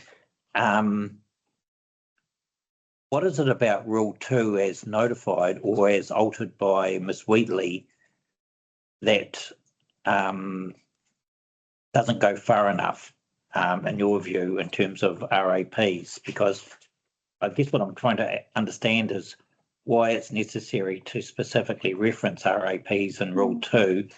Couldn't the way that our Rule 2 is drafted apply to those in any event without a specific mention? So, yes, it would apply to RAPs without a specific mention, but by referencing the RAPs in Standard 1, we are stating that you're allowed to do your 200 square meters of Indigenous vegetation clearance, provided that you meet all the other areas in areas that are outside RAPs. But by including RAPs in standard 1, it means that those areas are protected, and then it falls to a restricted discretionary activity if you are looking to do Indigenous vegetation clearance in accordance with Eco Standard 1. Okay. So it's not so much the content of Rule 2 that you're worried about, it's the modifications Standard 1. put to Standard 1. Correct. Yes. And essentially, are you suggesting the RAPs shouldn't be subject to the permitted rules in R8 and Rule 2 through rewording of Standard 1 to ensure that RAP vegetation clearance involves a RDA consent? Is that what you're suggesting? So what I'm suggesting is that under Rule 2 at the moment, it talks about you've got a list of permitted activities that can occur in vegetation outside of SNAs. And it's just if you meet any one of those bullet points in that section. And one of them is compliance with Eco Standard 1. And Eco Standard 1 is where I've implemented the RAP point, but it means that if you do comply perhaps with one of the other sections, you know, creating a fire break or maintenance of electricity transmission structures, you can still go ahead with the clearance that you need to do because it complies with one of the bullet points. It may not necessarily comply with Eco S1, but it meets one of the other permitted activity standards. Yes. And so I just don't have your evidence in front of me. S1, the addition that you required S1 would be along the lines that providing it's not with the clearance is not within a RAP and Schedule E, whatever the schedule is, presumably. Or Yes. which to that effect. Okay. So that it no longer meets S1, it's no longer a permitted activity, and we go to a restricted discretionary activity. Okay. Yes. I understand. Thank you. Thank you. Sorry, Alistair, I just jumped in there. No, that's fine. That's fine.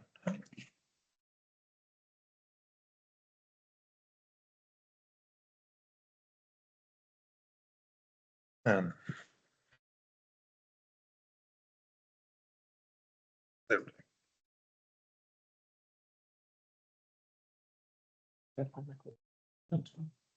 going to just change tack a little bit, and we've had discussion with Ms. Wheatley and with Ms. Foster for Meridian this afternoon about some potential conferencing in relation to can't remember what policy it was. Policy P4. P4. Yeah. And this was covered off in the summary statement of Ms. Wheatley, paragraph 26, I think, and also at paragraph 41. And clearly, if this proceeds, it would involve the planners from Genesis, Meridian and Transpower being present. And I presume also yourself, Ms. Shiper, from representing the Director General. Is that your expectation? I would appreciate being included in that discussion, yes. Yes. One of the questions I asked, and I should know the answer was, but I presume there's scope to include the Director General, that the Director General had lodged a submission in relation to Eco P4. I'm pretty sure I know the answer, but yes, no, I've just pulled up the original submission. And I believe it is also included in my evidence that we did submit on Eco P4. Okay, that's good. Okay, and Ms. Foster indicated it would be helpful if the panel issued a minute setting out what they expect that conferencing to include. But essentially, it would be in two parts. First of all, about the principle of dealing with carve-outs, and then secondly, how and where that might be most effectively included in the plan. So that's something that the panel will look at. My question to you is, were you involved in any way in the Greater Wellington Regional Policy Statement Plan Change Number 1 that resulted in the policy, I think it was 24D? I was not personally. I believe my co-worker, Mr. Murray Bryce, was. Okay, but the Director General was represented in those proceedings? Correct. Okay, yes. You don't happen to know whether the department, the Director General, was an appellant to the Greater Wellington Regional Council decision, Ms. Anton? Perhaps I can address that. Thank you. No, the Director General hasn't appealed the Regional Policy Statement Plan Change 1, Yes. nor has the Director General become a Section 274 party. Okay, interesting. You don't happen to know who the appellants are, Ms. Anton? They're on the website. There were 13 or 14, I believe. I could rattle Okay. off a few. No, that's all right. We have a, we We can get No, there. we- Like it was at your fingertips. we Did did a- it now. I did a quick search for appellants on 24D, which included Transpower, Kapiti Council, Upper Hutt Council, Windstones Aggregates, Forest and Bird, and Meridian. Okay. Not transparent. Yes, Transpower. Oh, okay, but yeah, okay, not the department. Mhm. Okay, thank you. I have a question which is possibly for you, Mr. Lecoq, regarding the maturity threshold for vegetation. Just interesting to hear how this would be applied in practice. That is awkward. I mean, the current threshold is anything smaller, shorter, well, below 4 meters in height and a 30 centimeter diameter at breast height. So you're looking at your canopy trees really, and everything else is. Sorry, my apologies. I mean, sorry to interrupt, but in relation to Kanuka, Manuka and Tohinu specifically. That was a separate rule. Maturity. Yeah, how do we determine that maturity threshold for those three species specifically? Well, you'll have an idea from the farmers about when last the land had been cleared,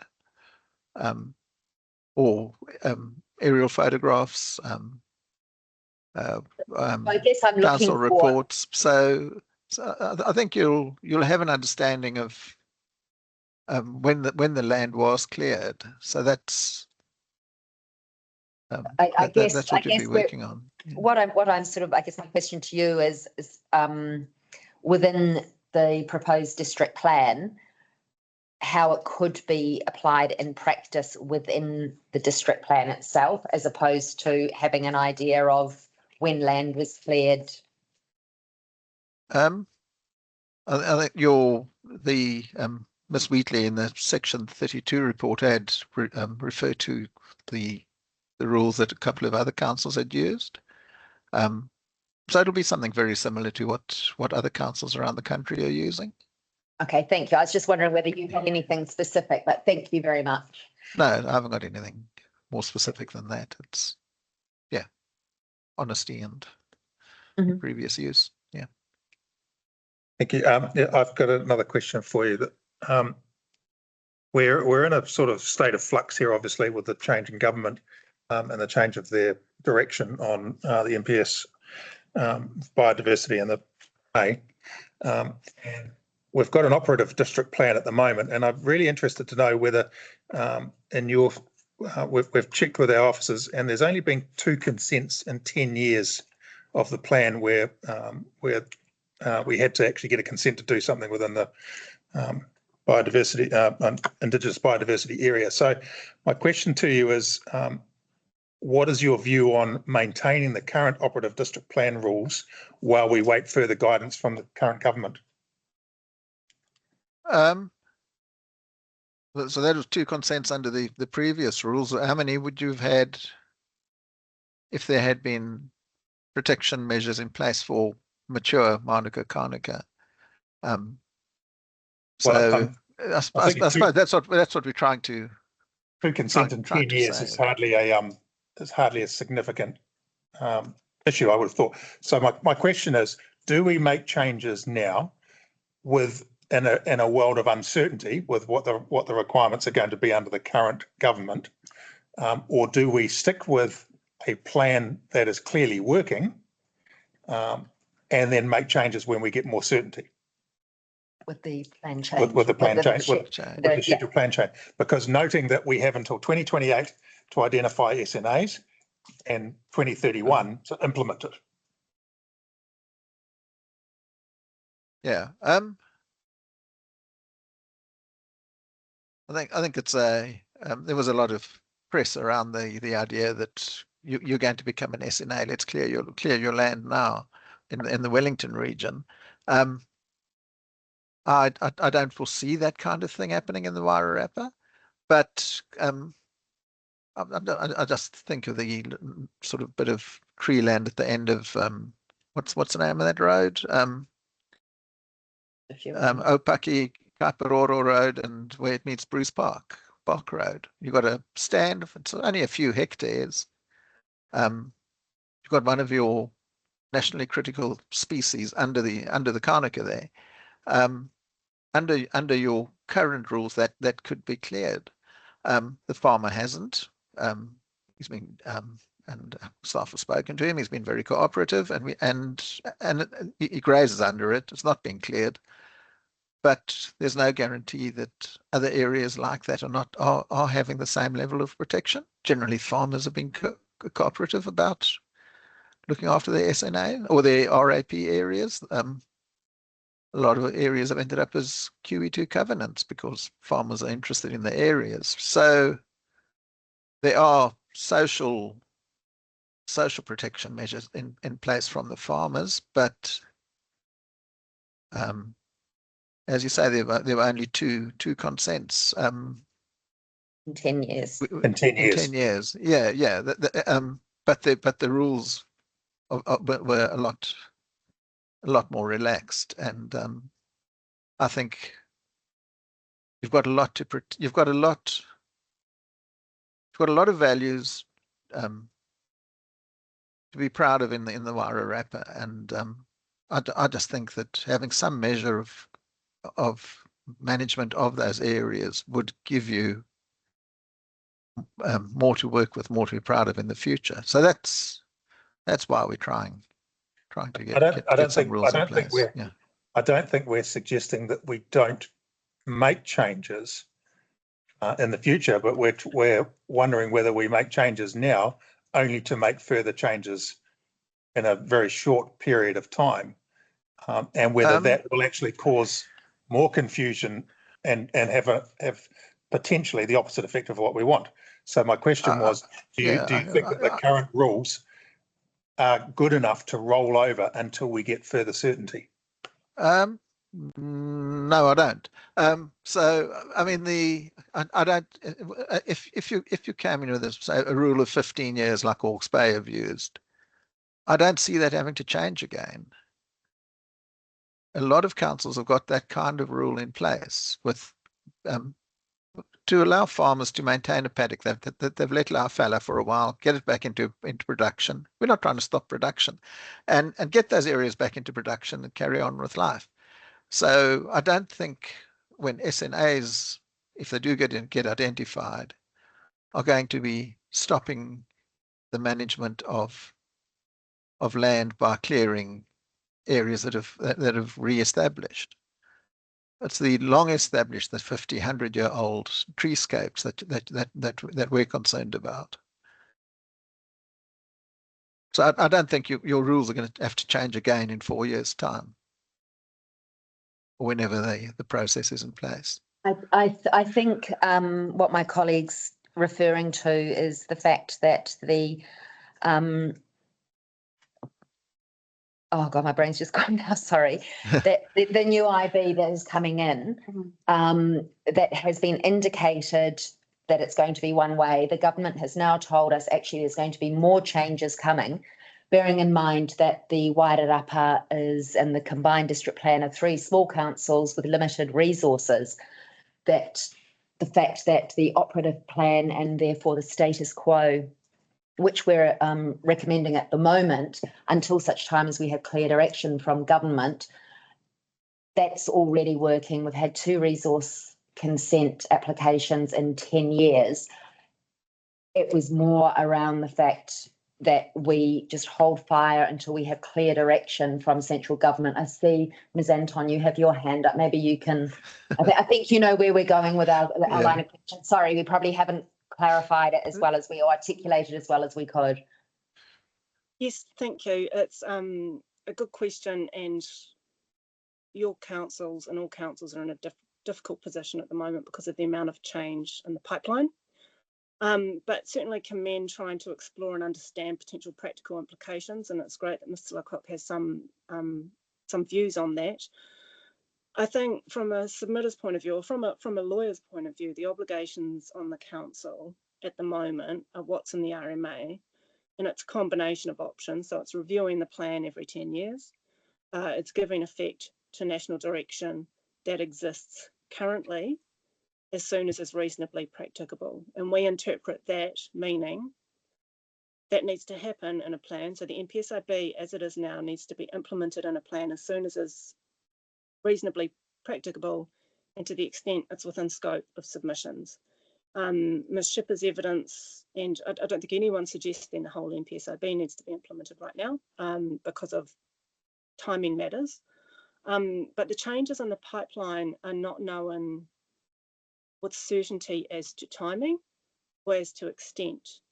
And so I think the combined effect of the law at the moment, which does take account, I think, of practicability, is that probably what's most effective now is to make the policy changes that are within scope of the current plan change and give effect to the NPSIB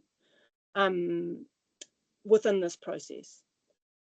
Because the process has begun, it's been notified, people have submitted on it, people have been familiar with the content of the NPSIB or the general content before it was notified.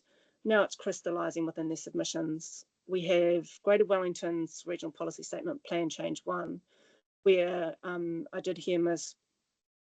Foster talking earlier about joint witness conferencing, etc. We do have a fairly good degree of the direction of travel in implementing the NPSIB. So nobody's saying re-notify for significant natural areas over and above what the council's already done. But I think the tenor of the Director General submission is to the extent it's within the scope of current submissions and is practicable, implement it at this stage through this process. Change will come, but change is going to come on a lot of different things over the next, we don't know how long. So I hope that helps. I'm happy to clarify. Thank you. No, that's great. Thank you very much. Just looking to the panel. Are there nothing further? Thank you all very much for your time this afternoon. And yeah, we look forward to seeing you in other hearing streams. You're welcome, and thank you for the opportunity to be heard. Yeah, Thank you. Thank you very much. Bye. Thank you. If there's anything else that you need from us, just let me know. Thank you. We will do. Thank you. Our next submitter, we welcome back Christine or Easterly. Is Mr. Hudson joining us? Yes, Mr. Marshall And Mr. Marshall as well. and Mr. Hudson will be online, I think. I'll give it to. What's happened? Thank you. I know. Welcome, Mr. Hudson and Mr. Marshall. Good afternoon. Can you hear me all right? We can hear you very well, so I'll hand over to you, Mr. Marshall, to kick off. Kia ora koutou. Good to see you all again. I think this is either the third or the fourth hearing on this that I've appeared at. I've yet to make it in person, unfortunately.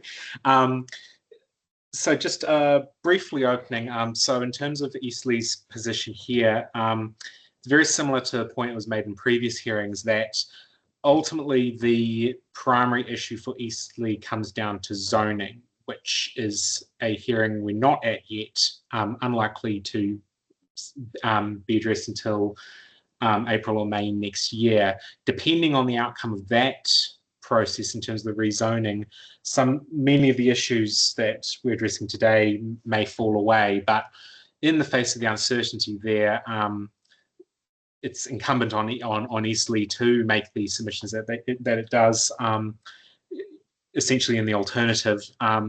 So I have filed in advance some legal submissions. I don't propose to go through those unless there are any particular questions in them. They're just to raise a couple of legal points, but primarily Eastleigh does rely on the evidence of Mr. Hudson and Ms. Foster, so I'll be handing over to them shortly. But before I did, were there any particular questions about what I have filed? Do we have any questions on the legal? I've got one question, Mr. Marshall, and it's just basically in relation to your opening just a few moments ago. Yes. You said that the key issue ultimately for your client will be the zoning, and some of the issues may fall away depending on the outcome of that hearing stream 13 matter. Is it your position, or is the position of a client that the requested zoning and the coastal environment and the special amenity landscape can coexist, or that they need to be that they can't coexist? What's your position? I think Ms. Foster might be in a better position to respond to that specifically.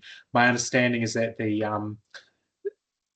there may be some potential residual issues regarding the application of policies in terms of any future consent. However, the key point in sort of defining the characteristic of the environment here, it comes down to the zoning. So if the zoning is what easily we say corrected, then the importance of the other matters comes down significantly. That said, I think the position would still be that that if there are issues with the overlays, which Eastleigh says that there are, they should be addressed. I can certainly understand your response as it relates to special amenity landscapes, given that it's largely a policy construct. But the environmental identification of the site within the environmental overlay brings with it rules and standards as well as policies. So let me ask the question differently, and if you can't answer it, then I'll put it to Ms. Foster. Is it important for the panel to come to a conclusion on the overlays, particularly the environmental overlay, first before considering the zoning? Or does the sequence of deliberation not matter? So in terms of sequencing, and I'm not talking about the sequencing of the hearings, I'm talking about the sequencing of the panel addressing their mind to these matters. But we're not going to issue decisions separately, we're going to issue them all at once. We're going to deliberate. I'm not sure that that sequencing matters in the sense of the guiding national direction for zoning and for the coastal environment are quite distinct. And so in that sense, I don't think it's important for one to be determined in light of the other. It's more a pragmatic approach in terms of the issues as Eastleigh sees them aren't as important to it if the zoning is changed. However, from a planning perspective, and Ms. Foster might be able to add to this, I don't think there is a significance in which the sequencing of when the council determines that. I'll maybe just invite Ms. Foster to see whether she's got a response to that. It's a preliminary matter, really. Yes, it is. So what I hear you saying is that decisions will be released as a bundle rather than in a sequenced rollout. So I think you will be doing the reconciling within that process, and that is appropriate. Yes, it is an inconvenience, but that is all to Eastleigh, that we can't deal with things in what might to Eastleigh appear to be preferable order. But as long as there are no determinations made that foreclose resolution of that issue, that's the key to it, really. That's why I asked that very first question about the coexistence of overlays and zoning. I have an answer to that. Okay. So I'll give you now or later. It's up to you. It lands differently. Yes, I know. Yes, well, potentially does. Yes. Well, that's as publicly notified. The policy layer, that is the coastal environment zone, has a rule implication that is harsher for general rural zone land. It makes subdivision at the scales that Eastleigh has there now, or might want to vary, a non-complying activity. Hence its resistance to that question, but the real issue is the zoning. So it falls differently when your land is zoned settlement zone. That's the nub of it. Okay, I didn't quite appreciate that. So the implications of an overlay over a rural zone piece of land is different from the implications of zoning over a settlement zone. Okay. And sure, what's the difference? Just non-complying activity is the difference. But Yeah. Or If you fail to comply with a 40 hectare minimum. yes, okay. So that's It's a catch-22. yes, Yeah. for the rural zone, for the rural zone. For Eastleigh's particular circumstances in the rural zone, not for the rural zone generally. Oh, if the Eastleigh's property is rezoned settlement, then the minimum allotment size falls to the underlying site. That's right. Sort of the Yes. controlled RDA. Yes, so it could be controlled, but Yeah. in a bundling sense, it might be RDA For other reasons, could be. That's right. But it certainly wouldn't be. non-complying. Okay. Okay, I'll reflect on that. Thank you. Thank you for that. So move on to Mr. Hudson next. He has given me a statement. He's asked me to read it out just so that he can address any questions arising after this. So these words are Mr. Hudson's words. I have prepared this summary statement for the hearing panel to highlight some main points of difference concerning the inland location of the coastal environment line. The guidance for this is covered by the Policy 4 of the RPS, which gives effect to the NZ Coastal Policy Statement, NZCPS. The key words in the NZCPS that give guidance for locating the inner boundary are, quote, where coastal processes, influences, and qualities are significant, end quote. Following discussions last week with the assessors, it became apparent not only that the line in the proposed plan, this is slide 1 in front of you, has shifted from that shown in the operative plan, and this is in slides 2 and 3.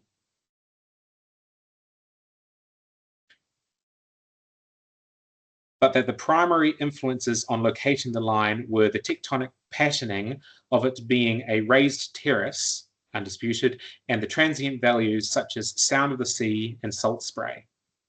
The difference between experts, which I know is never helpful to a hearings panel, is whether these transient values are significant. In my opinion, they certainly are present, but they should not be described as significant in this modified environment. When undertaking a natural character assessment, 3 factors are considered. These are abiotic, biotic, and experiential. Transient values fall as one of the factors within the experiential, along with things like natural darkness of the sky, natural elements, processes, and patterns. So it can be seen that transient values form only a part of what informs natural character within the coastal environment. This is an art, not a science. When it is considered that various typical cross-sections were used to represent the landform and the coastal environment line at the Riversdale Terraces, is suggested to be up to 500 metres inland of the top escarpment, but 200 metres in other locations. And there's a reference here to slide 4.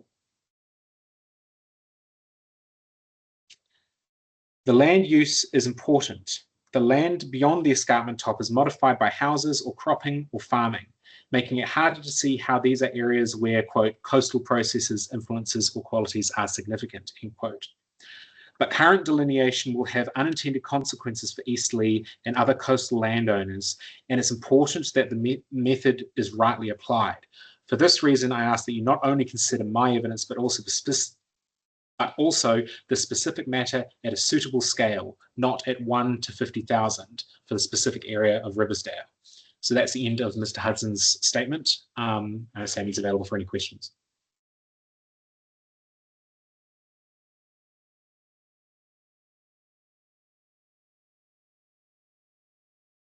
To go to questions, Mr. Hudson. A lot of these matters will be resolved, won't they, with What is it? depending on the hearing of whether it's a settlement zone or. No, they won't. No, we need to ask questions. We've got to, you can't predetermine anything. Can't. No, well, I'll ask the question then. So one of the things in your submission is the 200 square metre limit on housing that occurs in the coastal area. There might be a question from Ms. Foster. That's a planning one. This is landscape. Any landscape questions? Sort of lies in the same area. Yeah, that's a planning question. So any questions from the panel for Mr. Hudson? Yes. Good afternoon, Mr. Hudson. It's David McMahon here. Good afternoon. Yeah, hi. Mr. Hudson, thank you for your evidence and your succinct summary. Paragraph 6, you talk about when undertaking a natural character assessment, there are 3 factors that are considered, and abiotic, biotic, and experiential, and you say that transient values fall within the last of those. Is there any guidance on whether there's any hierarchy between abiotic, biotic, and experimental when undertaking a natural character assessment? There's very little guidance. It depends on the importance of one factor over the others. If an area can be decided to have high natural character if one of the factors alone is high, Yes. or it can be decided to have high natural character if all 3 have appear. Okay, so that's anticipated in the methodology. Yes. Okay. It could be possible, for example, that in the experimental category, transient values might be so high as to elevate the characterization of the area. Yes, could be. Yes, okay. Okay, or they might be low, but other factors that fall within the abiotic or biotic category might elevate the categorization. Yes. Okay, thank you. I'm very conscious of your last sentence in paragraph 7 about this being an art and not a science. Do you want to elaborate on that in any way? Well, yes, I've put that in there because it shouldn't be seen as though this is just a matter of measuring and counting specifics, measurable factors. This is an art as to where it is located, and that's the part of the process we go through. Yes. And then, that it's not a matter of taking the set this is all factors and saying, oh, it's salt spray occurs here, therefore it's a matter of judgment as to how significant it is. Yes. Okay. The panel will be undertaking a site visit, not to create their own evidence, but to understand the evidence that's been presented to us by both the council and your client. what suggestions might you have for the areas we should visit to help understand the evidence? I think it's important that you go to the North Terrace, which is a consented but unbuilt area, and it's included in the coastal environment, but just see that that area has been cropped and ploughed and grazed for a number of years, and just realise that doesn't, in my view, that does not have a significant effect on the coastal environment. Or conversely, it's not is not significantly affected by the coastal environment. Yeah, well, that's true, but it doesn't say that. As the policy is as I said. Okay. Just so that we can visit the right areas, is it possible for yourself to assist us with some mapping outside of this hearing through the hearings administrator, in terms of points of interest? Yes. Yes, and we'll be offering the same opportunity for Ms. McRae to undertake that too. But I mean, to the extent that you want to communicate together to identify points that we should visit, that would be useful. Okay, thank you. Thank you. Could I just tease that out a little bit further? And I'm really interested in the word significant. And Ms. McRae gave us a very good brief on the methodology used to determine coastal environment. Given that we live on an island, I would suggest that you could potentially use that criteria to say the entire coastline is significant. So my question to you is, what would make the Riversdale area extension that includes the Eastleigh subdivision more significant than any other piece of coast? What is it that we need to take into account that makes this so special compared to everywhere else? I think the things that determine the significance in this case is the degree of modification already present,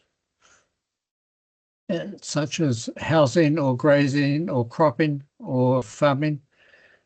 And while the rest of the coast may or may not have that.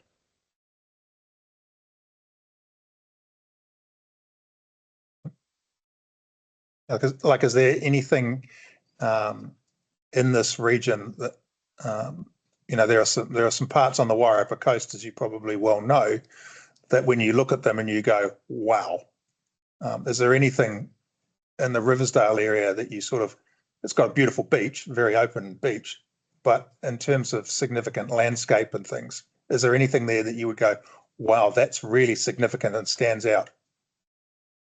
Well, there's the wetland to the north, and there's the scientific reserve to the south, but the rest of it, I think, is fairly typical Wairarapa coastline.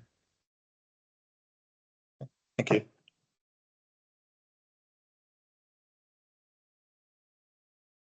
Any other questions, Mr. Hudson?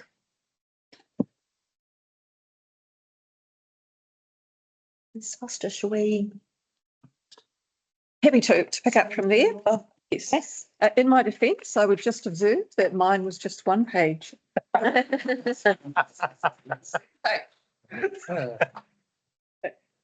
give you that one.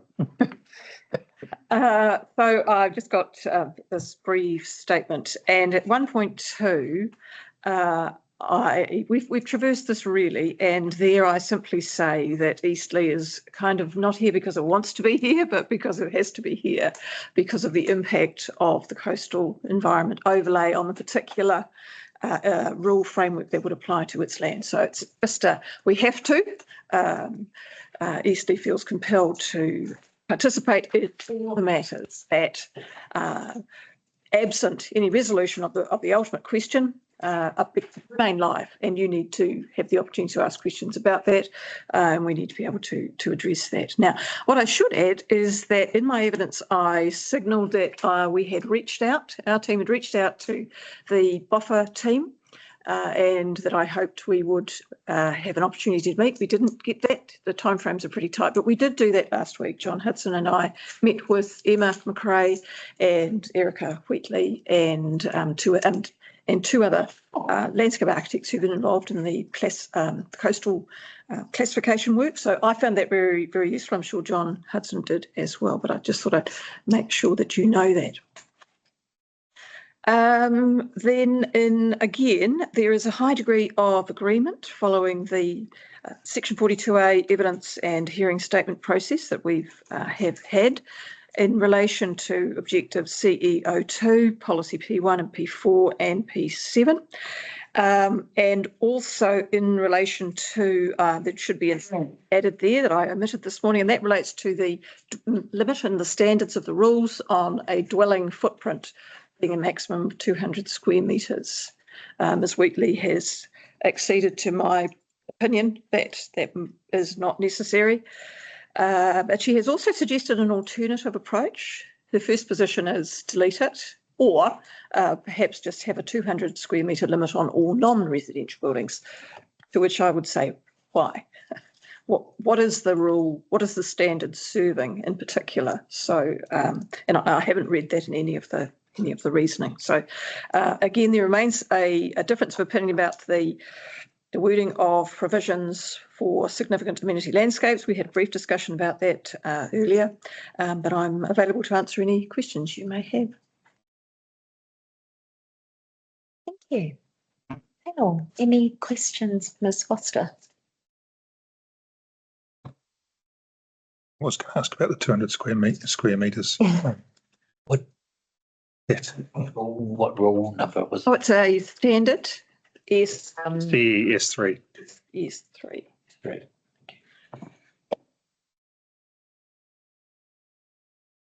I was going to write in my evidence. In fact, I wrote it, but then I deleted it. That it just seems to me as a grey-haired planner who started out in regulatory work that it's an example of the micromanaging regulatory overreach for which planning gets a very bad rap. Could I possibly comment? Being a grey-haired planner, starting in a regulatory environment. Will you ask Erica what the purpose of S3 was?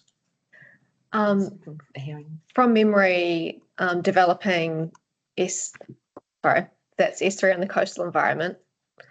I didn't develop this chapter. I have only done the 42A report. I didn't do the development of the chapter or the 32 standard. My understanding of why it's there is because that is the anticipated to be the sort of soft limit for when the size of a building or structure is likely to have an impact on the values of the coastal environment. It potentially could go bigger without too much issue, but that's when a resource consent might be required to give that additional level of scrutiny. Does it have any bearing on the size of the sections? No. Doesn't have any sort of connection with that. I think you'll struggle to find justification for it in the Section 32 report supporting it. It's just it isn't there. Yeah. Seems we might end up with very untidy looking development if you have 500 square metre sections and these foxy little boxes all over them. You'll end up with a very untidy looking area, which is probably going into what we want. And I see that the design guide for Eastleigh is trying to create the exact opposite. Yes, exactly. Well, the reality is in 2025, someone who can afford to build a house over 200 square metres can probably afford to design around the rules. So you have to ask, what's the point? That was a very good way of putting it. Thank you.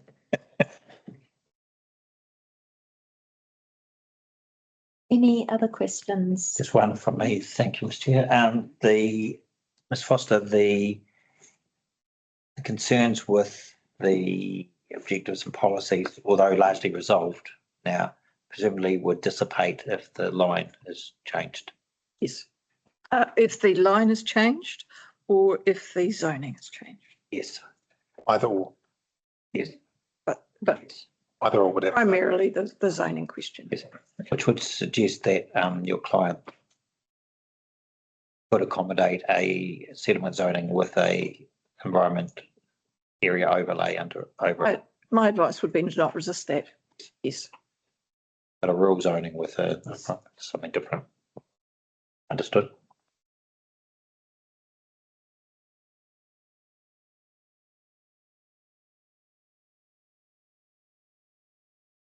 Anything further?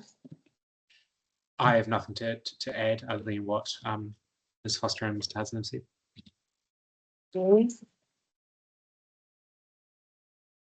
If there is nothing further from the panel, And about Ms. McRae and Mr. Hudson getting together to identify stamp points that we might visit. Useful. And it might require access, but the farmer, Roger Broughton, is very accommodating of that. Probably wouldn't be until the new year. Yeah, that's fine. it won't be until the Not lambing. year. Not lambing season. It won't be until the new year.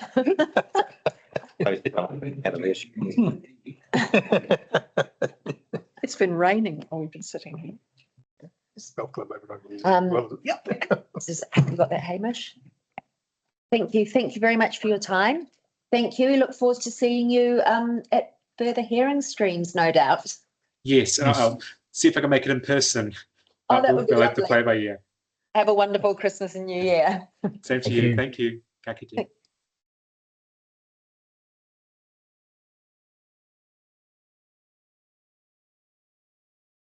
Okay, so we have a slight change to our agenda.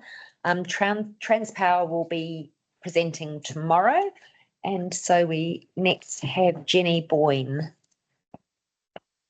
I haven't seen that. I actually had to change to online. Unfortunately, but she's not. She's not. Give us 3 minutes. Shall we have a? If we just have a brief adjournment and we'll make contact with Ms. Boyne. Adjourn for 5 minutes. Thank you. Quick.